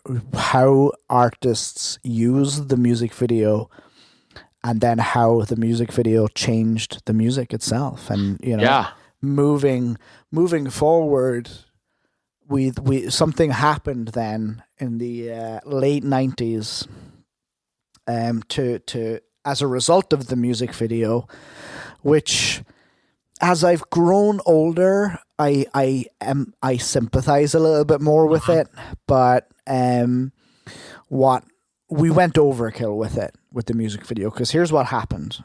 The music video started out as a way for artists to visually represent their music. Sure. And then a whole genre of music came along where it was only visual. Okay. There was no musicality, and I'm talking about kind of boy bands and girl bands. Oh, yeah. I'm talking about bands who literally there was no real musical talent. It was just all visual. Sure. And it was just pure candy, basically. Yes. I mean, the first example of it, which we should all be horrendously uncomfortable about this, is I know what you're going to say. A young girl from Louisiana standing in the middle of a school wearing thigh-high stockings and a tiny skirt. Yeah. That is. By the way, do you know how old she was? I would say definitely not legal. She was apparently 16. Right. That's ridiculous. In that video. You're talking about Hit Me Baby One More Time. That's right. You're talking about Britney Spears. Did you know exactly that that's what I was going to say? I know exactly what you're talking about. Yeah. And it was at that moment, I remember watching that music video and I remember going, that's it. It's done. We're done with this. It's interesting. I kind of could, I can relate to that. I do remember, I remember that song in general, that era. Look, this is not a sexist thing by any means, but I remember the boy band thing. But I do remember something about the boy band thing happened first. But when the Britney thing came out, things were way different. To me, it meant something changed. Something changed with that because it basically was like, for me, it was an age where I didn't understand. I didn't understand sex. I didn't understand any of that shit. But here I am looking at this, who's supposed to be a 17-year-old girl, all this sexy movement, which again, I didn't get it when it came out, but I do remember like it never went away. In fact, you can look at every fucking female pop star. All of those moves, all that stuff didn't go away. It's still here from that time. So anyway, and by the way, the at least the Backstreet Boys and NSYNC like had some decent songs. I gotta be honest with you, I don't like a single Britney Spears song. Like I think she had some. I think she had some great songs, but like, I mean, so you're talking about One More Time, Baby, One More Time, 1998. 1998, okay? 1998, I was 17 years of age. Oh, right. And I was not, I was a person who was already interested in girls and was dating girls and all that other stuff. And even I knew back then, this is not okay. And the thing about it is that when you, what you have to understand, and what I understood very quickly, was this garbage, visual garbage. I mean, the song, I don't know if the subject matter is okay either. The song itself, I love the song. It's great. And I think she's great. I've seen her live. I've seen Britney Spears live. She's a great performer. I believe it. You can't take that away from her. I believe that. Yeah. I didn't buy the ticket. I got free tickets to go see it. Just want to prep. I just want to be. But the same people that produced that garbage are the same people that banned Freddie Mercury dressing up in lingerie. Oh, okay. So you're talking about there's some sort of hypocrisy going on here, and I was aware of that. It hit me right away. Like, this is really not okay. It's not okay that she's dressed like that. It's not okay that she's that young. And it's not okay. It was exploitation. That's what I thought it was. I thought it was exploitation. If you are 21 years of age, or in the UK, if you're 18 years of age and you want to go do that off your own back, that's fine. But you just knew what was happening. You knew, and all the stuff that's come out now in the last few years with all the Weinstein stuff and all that. Oh, yeah. It's just now that some old dirty bastard was like, I'm gonna want to produce this video for this young girl, but this is how I want her to dress. It's not okay. Yeah. It was never okay. And that's crazy. That's kind of, it's hard for me to articulate. There was a feeling, and I think you kind of better described it. It's like sex became a currency, and it didn't matter what the product was. If it was presented with sex, then it was valuable. But it could have been dog shit. And to me, honestly, that music I hated. I did not like her music. at all. It became a trend that never, or I should say at that point, really kind of never went away. And the music that I liked, the more rock stuff, kind of, little by little, rock kind of got pushed out of the top 10. Correct. Within the next, at least the next decade to 15 years.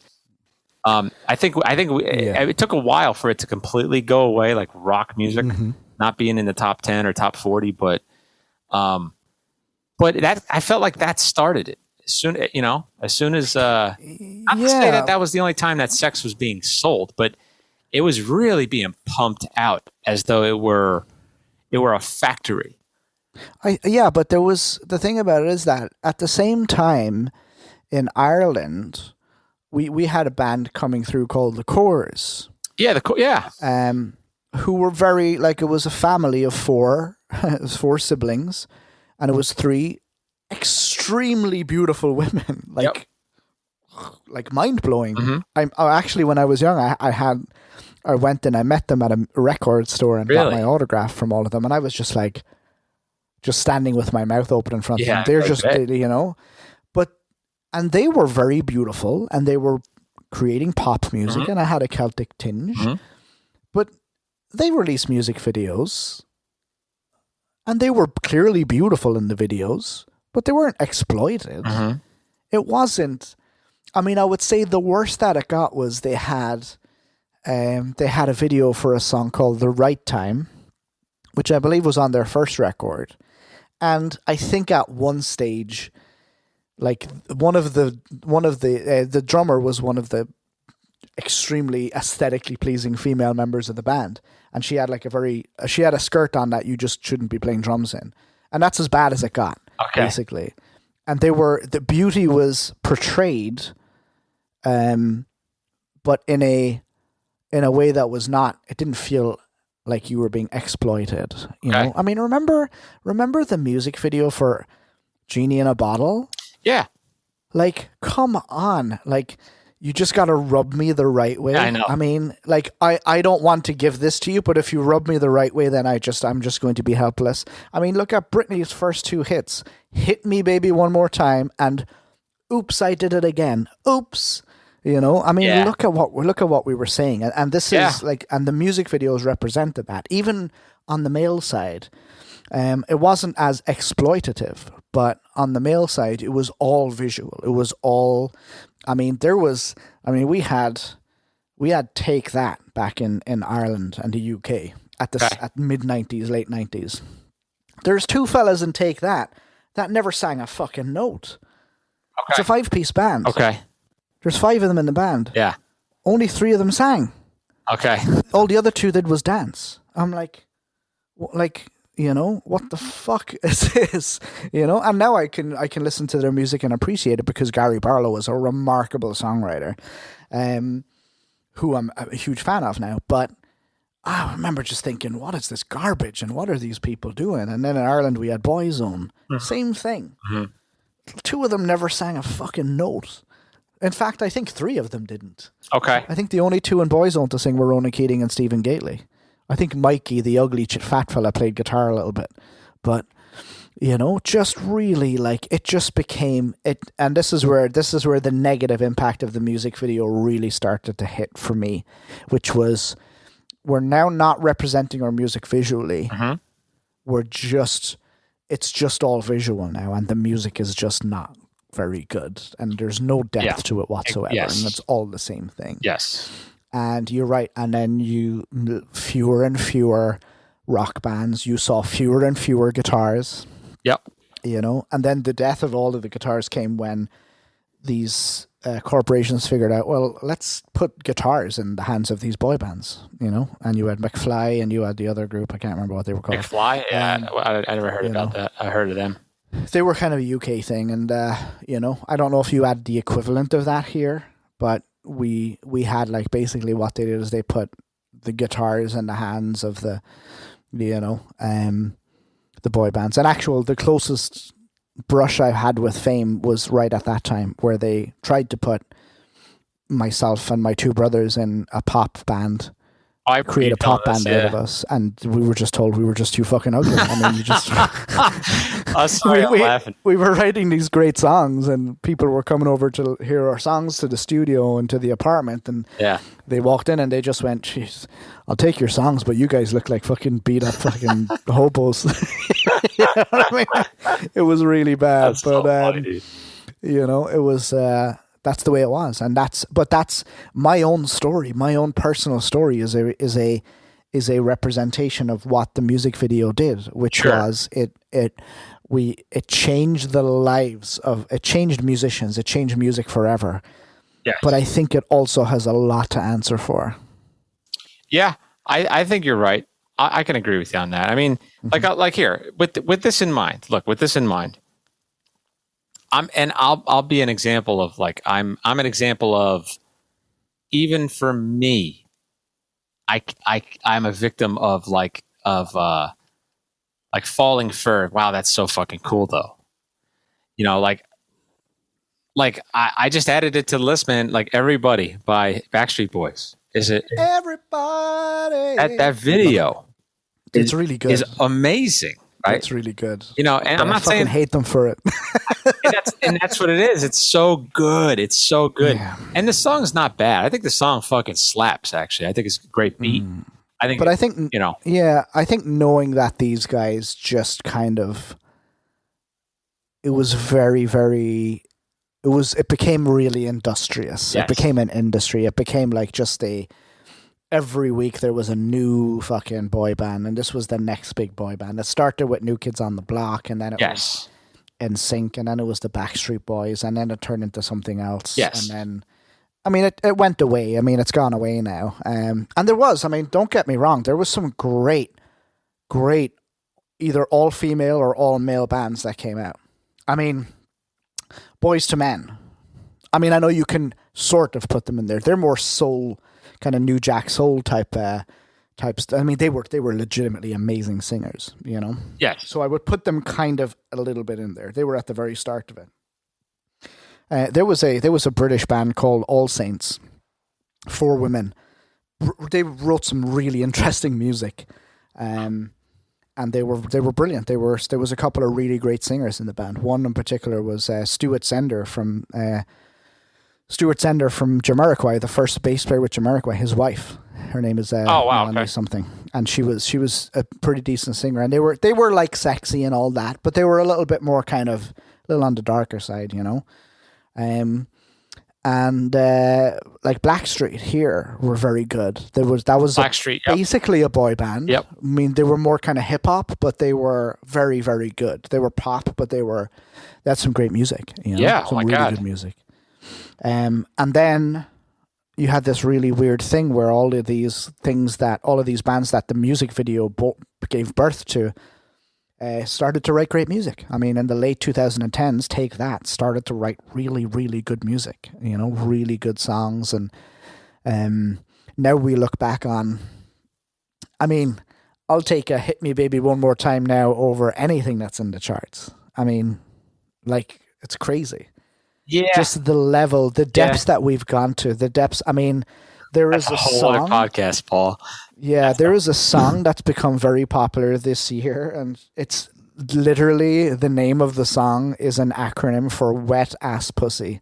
I mean, like, I know that makes me sound like the most Caucasian person on the fucking planet, but literally, like, that's what we're doing now. We're doing that now. It's just that. I mean, like, we ignored a 16-year-old girl dancing basically in her fucking underpants in a school, but Wet Ass Pussy is the biggest hit of the year. I mean, we're beyond the pale, man. It's you know, and I like Cardi B. I think she's brilliant. I think she's a great rapper. I think she's funny as fuck. I think she's so overly genuinely herself. Yeah, it is refreshing that she's just being her. It is. But like, cool. I mean, I really don't think we need that. I don't think I need to know the moisture level of her extremities. Hey man, you know? I think women have to have their version of like obnoxious. So it's not about that to me. But the thing about it is that when I hear that, yeah, I actually think exploitation. I don't think she's actually singing about like I'm a woman and I'm owning my body and I'm telling you how I'm feeling. I think it's actually exploitation. Look at the music video. Look at the video. I don't know, man. I don't know. If she was dressed as the CEO of a company and she was like had her legs on top of some fucking guy in a business suit and she was like, no, she's like her and Megan Thee Stallion are just gyrating in front of the camera. What do you think guys are doing when they're watching that music video? It's exploitation. It's voluntary exploitation. I still think though, as far as like the as far as the lyrical content goes, you know, all of these descriptive terms, right? I actually do think that there are women that like, oh my God, I'm so glad to see that. That's how I talk. Absolutely. I completely agree with you. I know somebody who's just like, yes. And they talk like that and they thought like, I love this. I don't even care about the song, but I love that terminology is being out there because why can't I talk like that? I want it on the record, Anthony, that if there was a guy released a song saying my dick's so hard, I would be saying the exact same thing. That I know. It would be, I know because there is a like it's like a obnoxious angsty type of thing to do. It's just I'm not saying I find it distasteful. It is like a thing of there's a lot to swalow there. You know, that's there's a lot metaphorically and actually. There's a lot to take in there. No, I mean, and I agree with you. I think it's great that the expression has gone to that level where, and it's not again going on record here. It's not because she's a woman. I'm not saying if it was a guy saying, "Look at my dick, I got a big hard dick," I would be like, "Not interested, dude. This is not music to me. This is not something that there's no depth to this. There's no art." It does exist in hip hop. That type of and I feel the same way about that as I do about wet ass pussy. Yeah, and I get it, completely get it. Mm-hmm. You know, and you know, we stumbled across a song in from my working music band, by Doja Cat, and I can't remember the name of the song, but we had it on a list for a wedding, and we had to take it off because we're like, this is a lot for a wedding. This is very. It's overtly sexual. Sure. And again, it's a beautiful woman singing it. Two beautiful women singing it. It's not because they're women. If it was, I don't like these, like you'll get these songs every once in a while where these guys are just being like, you know, suck on my dick. Yeah. And, you know, sit on my face and all that stuff. And exactly. And I feel the exact same way about that. Yeah. I'm not saying, well, it's okay if it's a guy because he's a guy. A woman should be more prissy and classy. No, it's not. I disagree with that. Dude, if you were at any event where there was a DJ and all of a sudden you started hearing, wait, you see my dick? You know, I'm gonna beat that pussy up. Yeah. Right? That's that song by the Yin Yang Twins or whatever, Yin Yang Twins. And I forget what it's called, but like if we were at an event, even if we were not working the wedding, like we would go, okay, well this is a lot. This should not be playing right now because you just know, like there are kids here, and there are old people here, and most people in the room probably don't want to listen to that right now. Yeah, it's about what's appropriate to the context. Look, here's the thing about it. Here's the thing for me.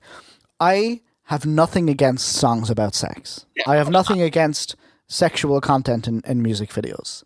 I have, you know. I mean, you listen to a song by Queen called "Good Old Fashioned Lover Boy." You know, come, I'll go back to your place, and you'll sit on my hot seat of love. Like, you know, that's a very suggestive language, but it's subtle. Yes, there's at least some subtlety to it. Yes, you know, I'm a rocket ship ready to reload. Like an atom bomb, I'm going to go, explode. And Anthony can tell you what I was just doing. You know, that's very suggestive language. Yeah. What are you doing with your hand, dude? Yeah. That's very suggestive language, but it's not, I'm going to go, and come all over your face. You know what I mean? Yeah, it's not, you know? Yes. And excuse my language, but like, and that's what we're doing right now. We're kind of, you know, we're not talking about, you know, romantically or sexually or sensually talking about sex. We're just saying, oh, my dick's hard, my dick's hard, my dick's hard, gonna smash your pussy, my dick's hard, my dick's yeah, like that's all. I mean, we're just it's a little bit too in your face. Completely for me, agree. and, you know, I completely agree. Yeah, I think it's a little bit much. And the music videos are the same. They're a bit. It's a bit. You know, it's kind of. I'm all for pornography. I have nothing against porn as long as people are not being exploited. I am all for pornography. If people are paid and they want to do it and they're willing participants. Yes, I know that there's a lot of weird shit goes on in that industry, and it's not all okay. But as long as people are consenting, it's fine. Of course. I just don't think it has any place in music. You know, I think it should be. I can't look, man. I can't. I just don't think. I just don't think entertainment, content, music, art has been fully explored in all ways for me to agree with you on that. But sure. But I get why you say that. Maybe it's because I'm older. I don't know. I mean, for me, it's not even. Look, I look at people like Nicki Minaj and you know, and people are always saying like Cardi B is hot and Nicki Minaj is hot, and you know, it's not important to me whether they're hot or not. Are they talented? Are they writing good music? You know, yeah. And if regardless of whether, I mean, I was watching the Olympics this morning. Jesus. And this is an example of it. And this is where you know, it's so controversial to talk about subjects like this sometimes. I was watching the 3-on-3 women's basketball. USA were playing France. And I'm just mesmerized. I mean, these super talented athletes were like putting it in from everywhere. It was incredible. Yep. Both teams were excellent. And these fucking commentators kept on mentioning about how attractive the women were. You know, they were talking about one lady who was 6'5", and they were saying she's a little bit beauty, she's a little bit beast. I'm like, would you say that about a male athlete? Would you say, look at those muscles? Oh my God, look at his abs, look how ripped. You know, you wouldn't. You know, so like what I'm saying is my point about WAP, WAP, whatever it is she's clearly a very talented, smart artist. She doesn't need to use her body and her sexuality in that way, the same way as that a man wouldn't. And I wouldn't want it commented on. And I think what we're doing is when we're releasing music like that, we're actually making it okay for men to comment on it when it shouldn't even be in the arena. Like, I don't know if it shouldn't be in the arena. I think it's always going to be. Probably. Like me, and I'm saying from everybody's personal choice, it's always going to be a thing of, for instance, I think Katy Perry is gorgeous. Okay. Like I'd be stunned if she were in front of me. I'd be drooling. She's gorgeous to me. I don't like any of her music, man. Any of it. I don't like any of it. And that's the thing. Now, I mean, we spoke a little bit ago about the lady that I had the crush on from Transvision Vamp. I mean, I also appreciated that she was a great musician, and I didn't.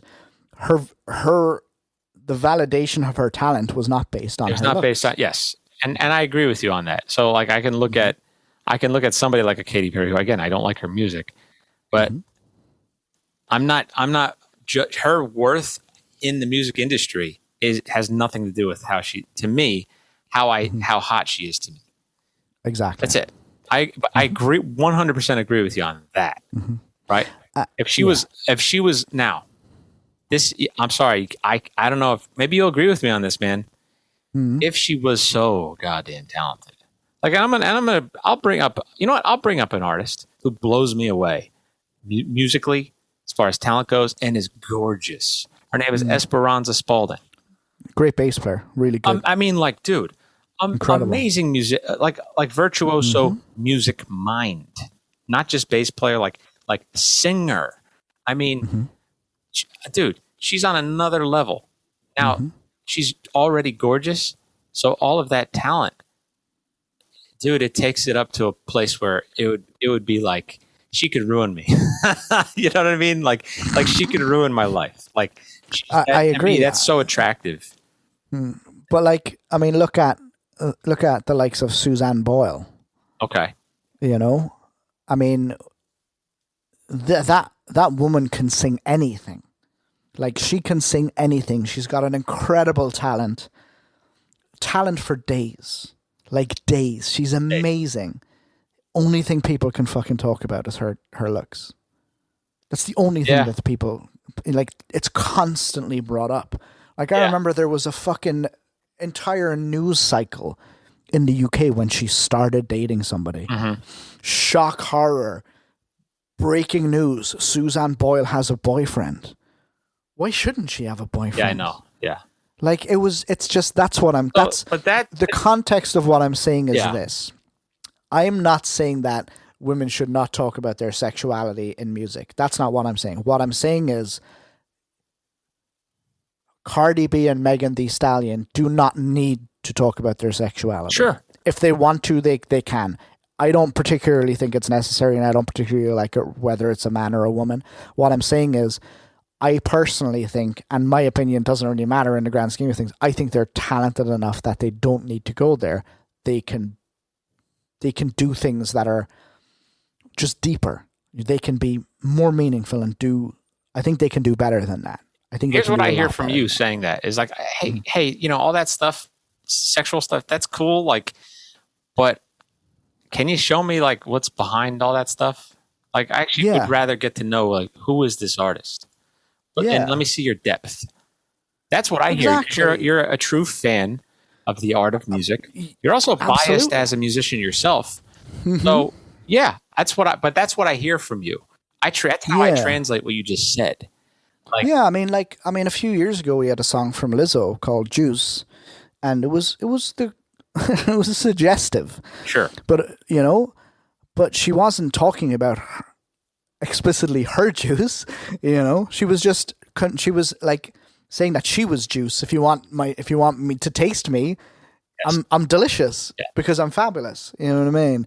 And it was suggestive, and there was undertones of sexuality. But I personally have no issue with it because it's amazingly delivered by a super talented artist, a great singer, and it's not as in your face. It's got a little bit of depth to it. And sure. Like, I think Cardi B and I've listened to Cardi B and Megan Thee Stallion. I've listened to quite a lot of their music.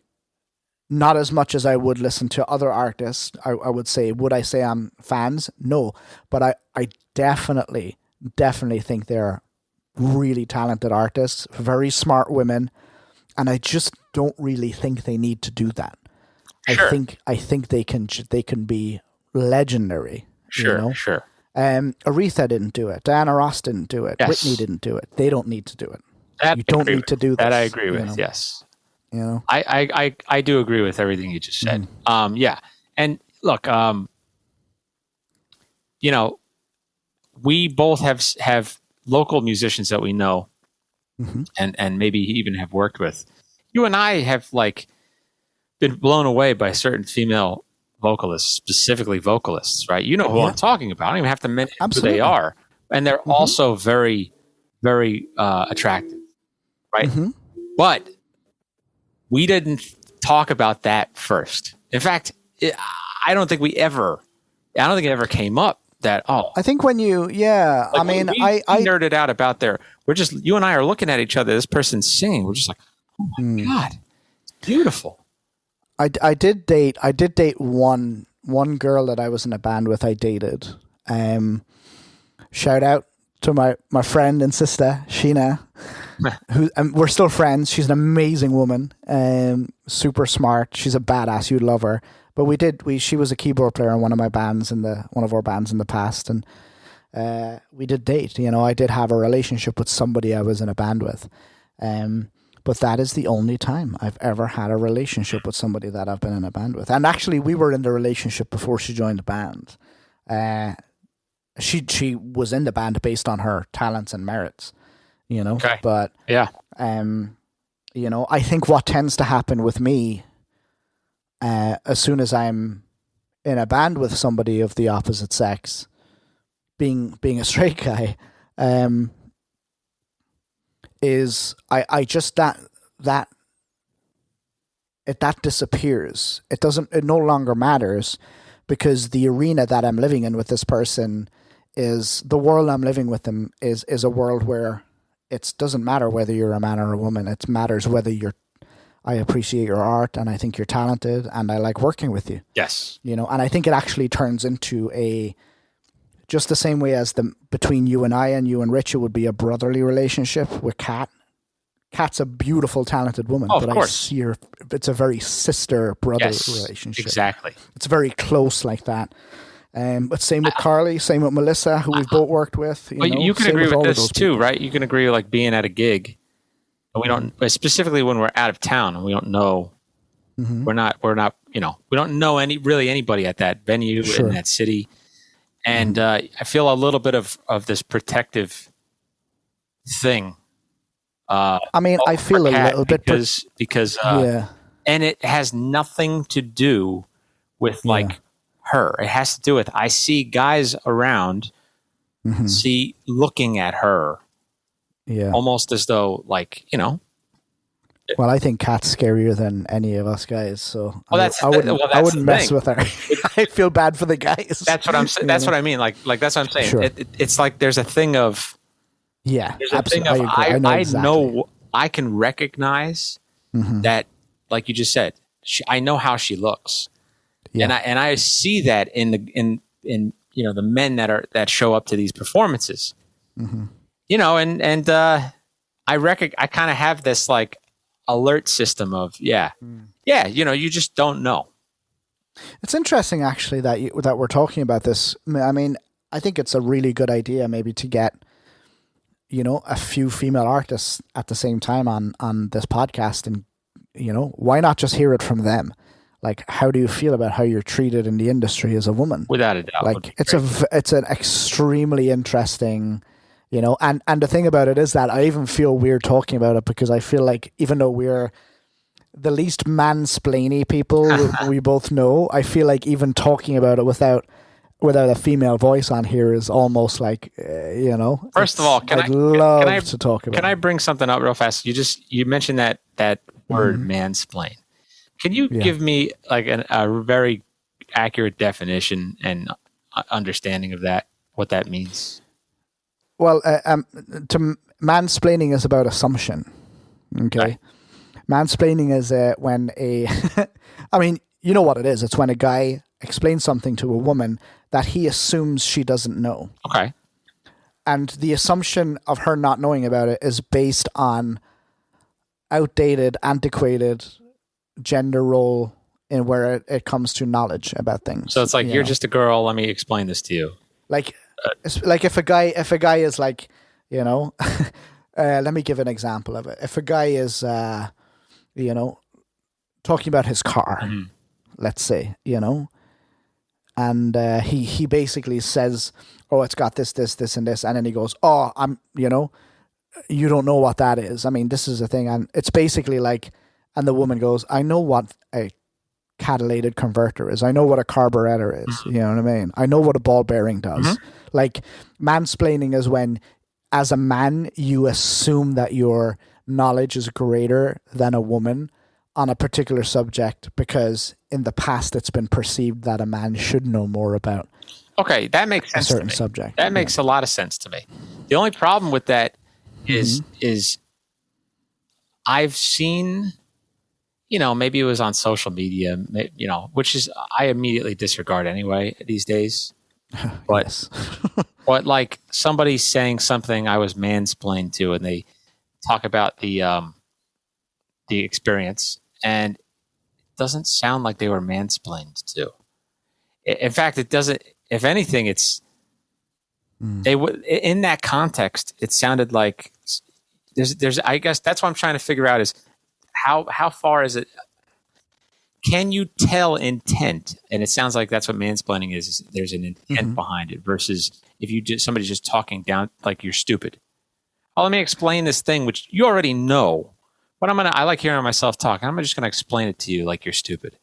Like because you've had that done to you. I've had that done to you I've had that done to me many times. From male and female. So that's why I get confused when I hear I think how about this? I think I've seen somebody say that I was mansplained to. They gave the example, and it wasn't it wasn't. I think what it's trying to promote is don't assume that somebody doesn't know something just because they're a man or a woman. Oh, for sure. For sure. I mean, that's what it comes down to. For sure. And I think that's okay. It's okay to, I think it's not the biggest crime a man can commit is to mansplain something. I've been guilty of mansplaining in the past. I mean, I'd be guilty of most of the things that men are, generically guilty of because I was raised a man, I was raised with the interpretation of what a man should be, even if I didn't always fulfill it. But so I know I've mansplained in the past, and I know that I'm like, I shouldn't have done it. I don't know if I have. But I was based on an assumption that the person that I was talking to, it comes down to this. It's based on the assumption that the person you're talking to doesn't know what they're talking about based on their gender. That's all based it on their is. Gender. That is all. Yes, yeah, based sense. On their gender. That's a very important. Specifically from the perspective of receiving it from. I'm not even going to say from a woman's perspective. I'm going to say it from receiving it from a male. So it could even be. I wonder if it could be somebody who like doesn't is what is it, gender neutral, and they can get mansplained to. Some guy treated me as though, oh, you're just not a guy, so let me, I'm gonna explain. Sure. Yeah. So, yeah, probably some alpha meathead, thinking that you don't know what you're talking about because you're a musician and you're an artist and you're not sporty or a weightlifter or something like that. Yeah, I mean, that's happened to all of us. Gotcha, okay, that makes sense then. So yeah. I mean, yeah. So imagine how that guy made you feel.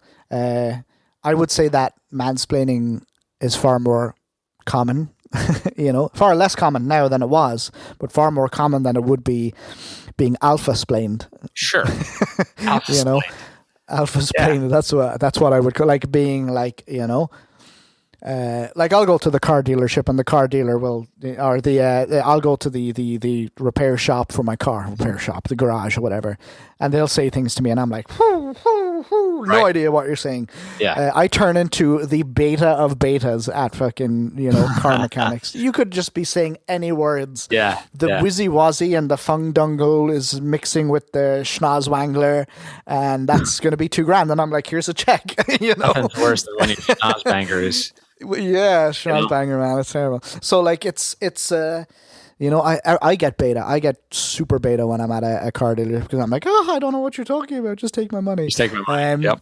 Yeah. So as long as the car doesn't kill me, but I am also somebody who has zero interest in cars. Same. Like I bought my car a few years ago. I had to buy a used car because I got in an accident and I immediately had to go and get a car. I am a musician. I live in the United States of America, and that entails me driving everywhere. So I went and I bought a car, and my siblings asked me what type of car you got, and I said a red one. Because that's as much as I care about. Does it go forward? Does it go back? Yeah. Some of the stuff. I like having some of the stuff is good. Yeah, like yeah. The thing with the screen that you can see out the back. That's great, because now I don't have to turn around. Now my lack of flexibility is not an issue when I'm driving. Like knowing where you're going, the map thing. I mean, that's great. That's the crack. I couldn't tell you how many cylinders. I'm like, how many cylinders does it have? Men ask me that all the time. Hey, how many cylinders in that? I'm like cylinders of what? Yeah. I know that there's a few decadahedrons in there, but I don't know if there's any cylinders in there. It's crazy. I just don't know. And I'm a huge fan of Top Gear and car shows and stuff like that, but I don't listen to anything about the cars. I don't really care. 1969 Mustang, I couldn't fucking tell you. It's a horse. I don't know. I mean, nothing. I don't care. It's a horse that was born in 1969. A pre-70s horse. Wild American horse. I don't know. It makes no sense to me. But I think bringing things back to the music video thing and how we got started on this was, what it really comes down to for me with the moist female areas is is that I just don't think it's not that I think I don't. It's not me saying women shouldn't talk about sex or their bodies. Sure, it doesn't bother me. It doesn't gross me out. Nothing. I just don't think it needs to be. I don't think those particular artists, as talented as they are, need to do that, and I don't really think it adds anything to their music. Yeah, I understand. But I feel the same way about the dick guy. It's the same thing. It's no different. If anything, with with a dick, it's like with the dick stuff. It's like, come on, man. And I just sigh and I go, come on, man. Like, really, dude, you can't be more slick and creative with your lyrics. Yeah. I mean, look, AC/DC made a career out of talking about their dicks, but they didn't do it like that. Yes. You know, they didn't do it. I mean, every single song that they ever wrote was about sex in some way or other. You know? Same, probably Zeppelin too. You know, probably, yeah. Queen, the same. All these rock bands. Yeah. I mean, you know, even to credit to them, the 80s hair bands, they sang about sex and they definitely didn't need to talk about it in such a on the nose type of way. You know what I mean? That's right. And I don't think it's necessary. But I mean, it's a huge hit. Like WAP was a huge hit. Massive hit. It's got millions of views on YouTube or whatever and listens on Spotify. So congratulations. I mean, that is she's talented and she deserves her success. And I love her political opinions and I think she's incredible.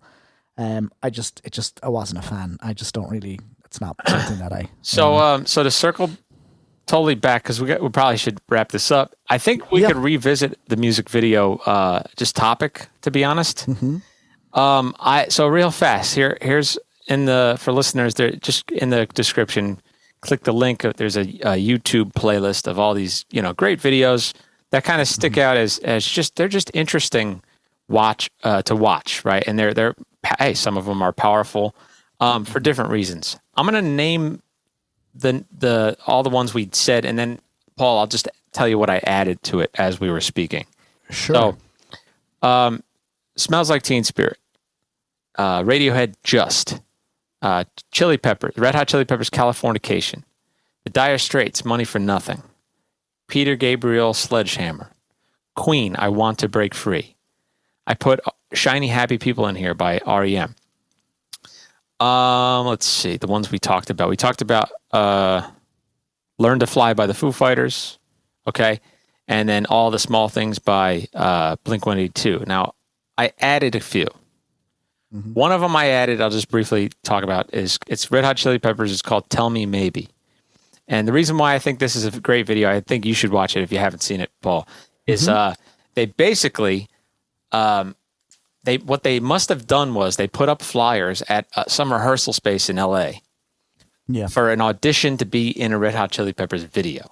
So you just see a bunch of people kind of like in front of a camera saying like, hi, my name is this. And they're very excited. And the whole point of it, the whole thing that they're going to do is they're going to kind of like just lip sync and rock out to the song as it's playing. Great. And that's cool. And you watch all these different people doing this. It's very cool. I mean, people who are like older, who are like, geez, man, how old are you? Versus like some of them, were very talented performers, should be on stage. And some of them are just like, I'm just a huge fan.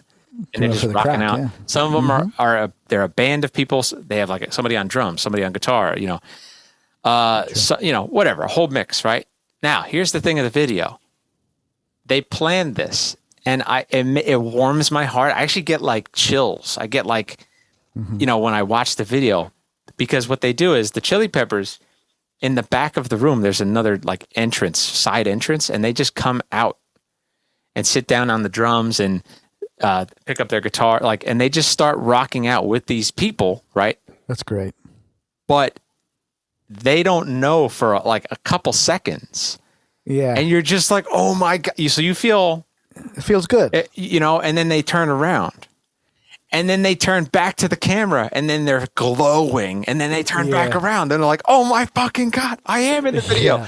And you see a bunch of these people's version and reactions of that. Dude, it is so cool. And then what they did was, I guess they did this all in one day. I don't know how they did it, man. Because then what they did was they had everybody come out and they filled the room with all these people, and everybody's just like singing and dancing. Dude, it's one of the coolest videos I've ever seen. So I added that one. That's great. That's exactly, you know what? And when we started talking about music videos, that exact type of thing, that's exactly what a music video should be. It should be something that brings an artist closer to their fans and the fans closer to and give the artist a better understanding of who their fans are, and then vice versa. You know, I think that's awesome. I'm going to go straight as soon as I get off Here, this. I'll send you a link to it. So all right, so there's that. Go ahead. Yeah. Before we wrap up, I have one more question for you that sure. we should both answer, but tell me when you're ready to wrap, and then I want to hit you with this question. Okay. The other songs I got on here, I put "Everybody" by Backstreet Boys. I think everybody should see that. Great video. Yeah. Mm-hmm. I put on this this video by Eminem. It's called "Guilty Conscience" and it's featuring Dr. Dre. Okay. And it's the way that they, first of all, the rapping is amazing, but there's a narrative through it. The visual is you see the narrative, but they have these like points where things freeze, and then they kind of do that. Do you remember back in when the Matrix did that, like bullet time? They did bullet time, but they did that like circular, slow motion capture thing. Sure. Specifically that scene when he was bending, dodging that bullet. Well, they were doing this in this video, and the way they did it was very cool, visually appealing. Right. So I added that. As far as more visually appealing videos, "Freak on a Leash" by Korn, I think, is an amazing video. Very cool. There's animation to it, but they also have live action. It's wild. I put "Take on Me" by Aha. Oh my God. I mean, how do you speak about music videos without talking about it? That is one of the most iconic music videos of all time. Look, people. Brilliant. That should be at the top of the list. Top of the list. It's that's the Sledgehammer. That's in everybody's top 10. If it's not, your list is wrong. You know what? Talk about like visually stunning, but also, man, it tugs at your emotions. They tell a beautiful story between a guy and a gal. And let's just say the gal sees a guy and he's in a comic book or something. I was just going to stop there and go watch the video. It's brilliant. It's very moving. It's a very moving video. Yeah, and very well done. And the song is great, which is great. Just always fucking helps, great song, dude. Yeah. Thriller. Amazing. And that's like that's like a short film, basically. I mean, there's two different videos for that. There's the cut down single video, which they showed mostly on MTV at the time. Yeah. I do remember seeing the extended version, which was very scary to me when I was young. Oh, sure. Mesmerizing. Probably has a little bit of a different feel now that certain things have come to light. I'm not sure if I want to view Michael Jackson as a predator in in any sort of music video. But hey, if you look at it as fun, it's fun. It was. I mean, look, I think it's harmless, and I think it's. And look, you take Michael Jackson out of that video, you look at the dancers and the things that those people are able to do with their bodies, and the way that they were able to dance. And here's the thing about that one dance that they do. Oh, it's so good. It's ugly dance. That's what they call it. They're basically dancing like zombies. Like it's ugly, and it's kind of the movements are all kind of jarring, but. It's beautiful. It's fucking stunning. It's incredible. Stunning. Yeah. I added U2, Where the Streets Have No Name. Brilliant video. To just describe it, right? Like it was a stunt. It was a public stunt that they did, where they went on the top of a building. They set up live gear and they performed. I wouldn't say it was the most original idea. Wasn't it? I don't know. I think the Beatles. I'm sure there was. Already, I'm sure we all know where the inspiration came from for that. Yes or no? Beatles did that. The Beatles did that. Yeah, that was their final performance. That's what inspired. That's what inspired that. So then they were able to set it up where they got cameras, they got helicopters to shoot overhead footage. I actually like in the music video they have like they have an FM radio show like in between songs of two radio hosts talking about this happening as it's happening. Yeah, people are, and it's cool. It's a cool video. Definitely watch. Cool, and you get to see a glimpse of the '80s too, which is I always loved. It's like a throwback to see what life was like. And I think the last one that I have here is and this actually it deserves. In fact, go watch this one now. because it's so relevant. Is it Please be the one I think it is. Childish Gambino, This Is America. This Is America. Yeah. I want you to add one more on there, but I do want to talk about This Is America really briefly. Go ahead. I think it's a very good one to put on the list because I think one of the things that artists have used music videos for, and we talked about it briefly with like Nine Inch Nails and Rage Against the Machine, is it's okay to be controversial in your music video. Yeah. As long as you're saying something, sure. And even if it's something that I don't agree with, I mean, I remember watching, I was a religious watcher of country music television when country music was good, and you wouldn't know me as a country music fan. But I know the music you're talking about. I know what you're talking about. That's great music. I remember watching videos with Alan Jackson and all these other guys that I won't name, and they're driving around in pickup trucks, and what's hoisted on the back of a pickup truck but that flag that we all hate, but so it's not necessarily things that I agree with all the time that I see in these really good fun music videos, but as long as you're saying something, as long as you're putting yourself out there like that, I think, and I think This Is America is a really good example of that. Not everyone's going to, I think it's a wonderful video and it says a lot of important things. Not everyone's going to agree with it, but you can't disagree with the art of it. And it's a perspective of probably experience. So it's just inarguable. Yeah. I mean, it's the experience of a person that we don't have any frame of reference for how, it really, we can have an opinion on it, but this is a man that grew up in a country as a black man, and this is his view of it and how he sees it. And you know what, man, it is the most artistic, but also in the last decade specifically, it took a lot of bravery to do that. And it's not just it's not just like a stunt. Yeah. For shock value. There is such an artistic expression to that video, and you can break down. There are videos that are of breakdowns of that video, of little Easter eggs of this is what, do you see this, what this person is wearing? Do you see what's happening here? This symbolizes, there's so much depth to the video. So I think it's definitely deserving of probably an award-winning video, I think, in my opinion. Specifically, it sticks out too to video. What video has anybody ever said you got to check out this video of a song that's come out in the last 10 years? I can't think of any other than this one is at top of my mind immediately. So I mean, I think one of the things to remember about videos as well is like when you're looking at these videos, and I try to do it, I'm going to try and do it a little bit more, having had this conversation with you, is we're talking about these videos in the context of the artists. But as you watch these videos, definitely try and go check out other videos and movies by the directors of these videos, because those are the people that are actually doing it. And do I know all of the I know the Brothers Key because they're very famous, for what they did and for music videos for Peter Gabriel. But, when you're watching a video, find out who directed it and look at the rest of their work. And it's eye-opening to see the variance and the variety of work that they've done. There's one video that I definitely want to add onto that list that everybody should see. And this is a very, very fun one. It's by a band called OK Go. Oh, yeah. And it's called Here It Goes Again. Sure. And everyone should watch that. I'm sure everybody's seen it, but it's the one with the treadmills, and it's brilliant, and it's fun, and it's joyful, and it's four nerdy, gangly musicians doing amazing, and they actually did it live at the some stupid awards show.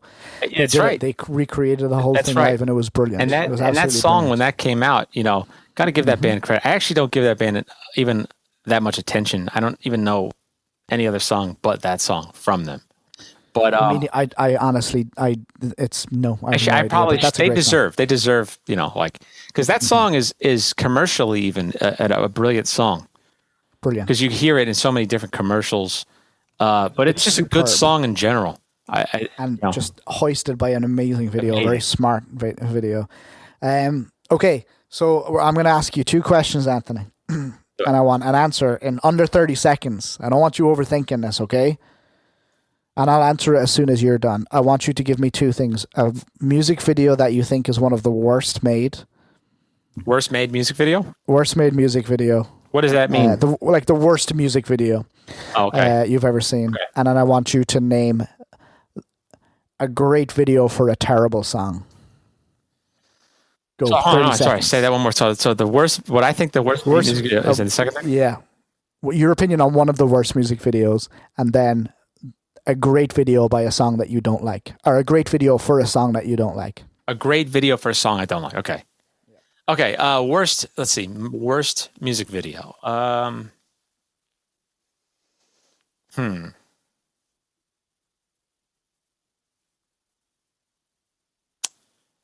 about yours? Worst music video I've ever seen is "Dancing in the Street" by Mick Jagger and David Bowie. That's on everybody's top 10 worst. I've heard that. It's everybody should go. And there's actually a very funny version on YouTube where, now I don't know what the truth behind this is, but it's with the music taken out.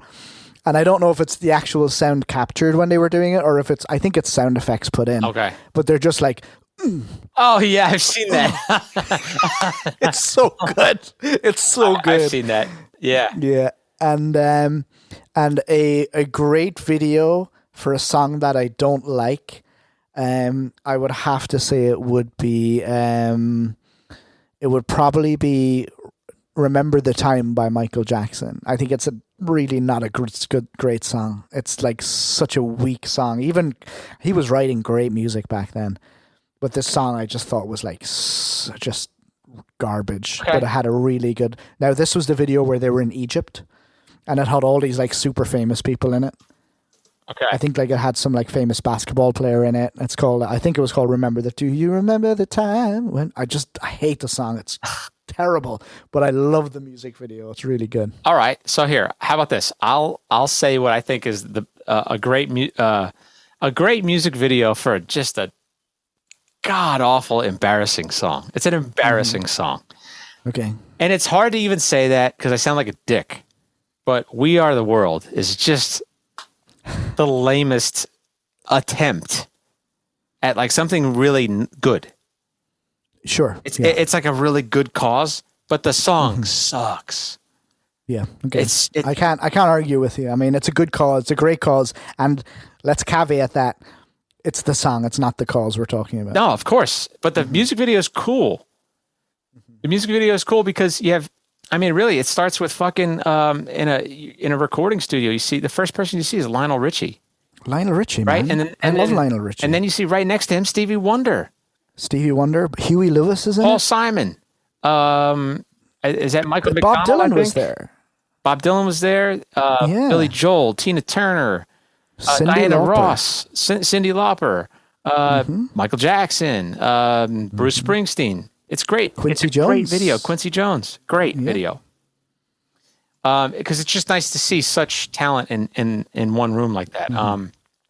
It is. It's lovely. Okay, so the worst music video. I'm really having a hard time coming up with this. I think I took the big one off the table. Let's see.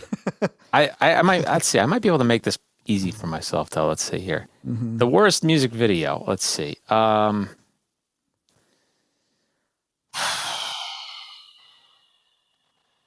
I would say. All right. And it's funny because they actually have some decent, fun music videos, but I think this one by Limp Bizkit. Oh God. But it's hard. It's hard because Ben Stiller's in it in the beginning. Oh, that makes it worse. Zoolander is the only thing he should be remembered for. It's such a funny movie. God, I don't know if this. Maybe it's a thing of like the song is also just stupid, but right. Rollin'. You know, remember that song? Oh my God! The music videos, it's just obnoxious. It's obnoxious. A little obnoxious. Maybe actually then. See, but they did the same thing in this video, Nookie. I did it all for the Nookie. You know. Okay. So it's the classic guys walking down the street singing the song, right? And people start following them. And then, but there are a bunch of women following them, hot women following them.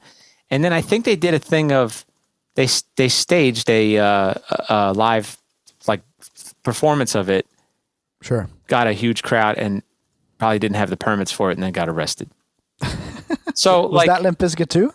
It's Limp Bizkit, yeah. It's the song Nookie. So what I guess the thing about it is that it's just obnoxious, right? And they are cool concepts, but the lyrical content I think is what puts it over the top for obnoxious. Like the video is the video, but you're talking about I did it all for the Nookie, right? And then the other one rolling. It's just you're driving a sports car and there are like women in like cut off shirts, but like baggy jeans, and then the backwards red cap that he used to wear doing dancing. Then they're on the top of a roof, helipad, and just an absolute douchebag. You know what it is? It's showing your dick with the money that you spent for this display. You know, it's the exact same thing as the Cardi B thing for me. It's no different. It's just there's nothing here. It's just vapid. It's vapidity. But to give Limp Bizkit credit, like they have like cool, like actually kind of cool videos. Like there's this one song that they did with Method Man, and I think it's called let's see, I forget the name of the song. In Together Now, it's what it's called. And it's actually got an extended part of the video. It's just weird, but it's goofy, and even the song is goofy but kind of fun. Right. And then they have a video that is kind of more serious toned, but it's called Rearranged. And that video is like this. It's like continued from, or no, maybe it's the opposite. One of them is they just like are continued into each other, sort of like a continuation of whatever. So it's trippy. So that's what I'm saying. Like I could talk shit about two of these, at least two of these Limp Bizkit videos, but also they have some cool ones. So anyway, that's that. I'm going to disagree with you on the Limp Bizkit. I am not a fan. No, I am not a fan. Dude, I completely get it. I completely get it. I don't fault anybody for feeling this way. They hit me at an age. And also the band is actually the band, like like the drummer, the bass and guitar player are actually like, they sound good together. Like they sound like a good fucking band, like talented people on their instruments. It's just the lyrical content and this fucking Fred Durst guy, you know, I did it all for the Nookie, you know. That's what you did it for. Yeah. Great. Yeah. Well done. You fucking, you're really, yeah. I mean, I'm just not going to even talk about it. I'm gonna take your word for it. Yeah, Anthony, this has been fun. Going through these music videos has been great. Yeah.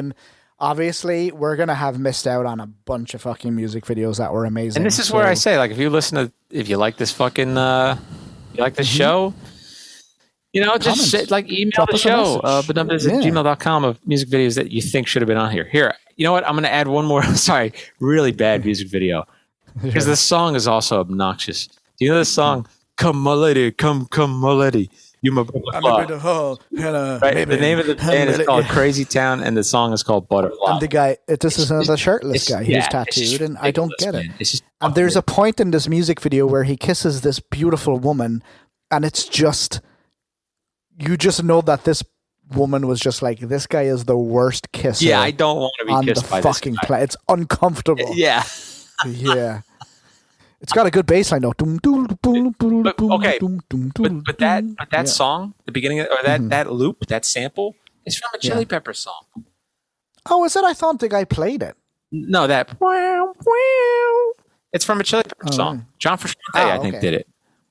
So they ripped that off. They were an example, and it's funny how we're just talking about Limp Bizkit. I know we got to end this episode, but Crazy Town is another like version of rap and rock are. We're going to fuse them together.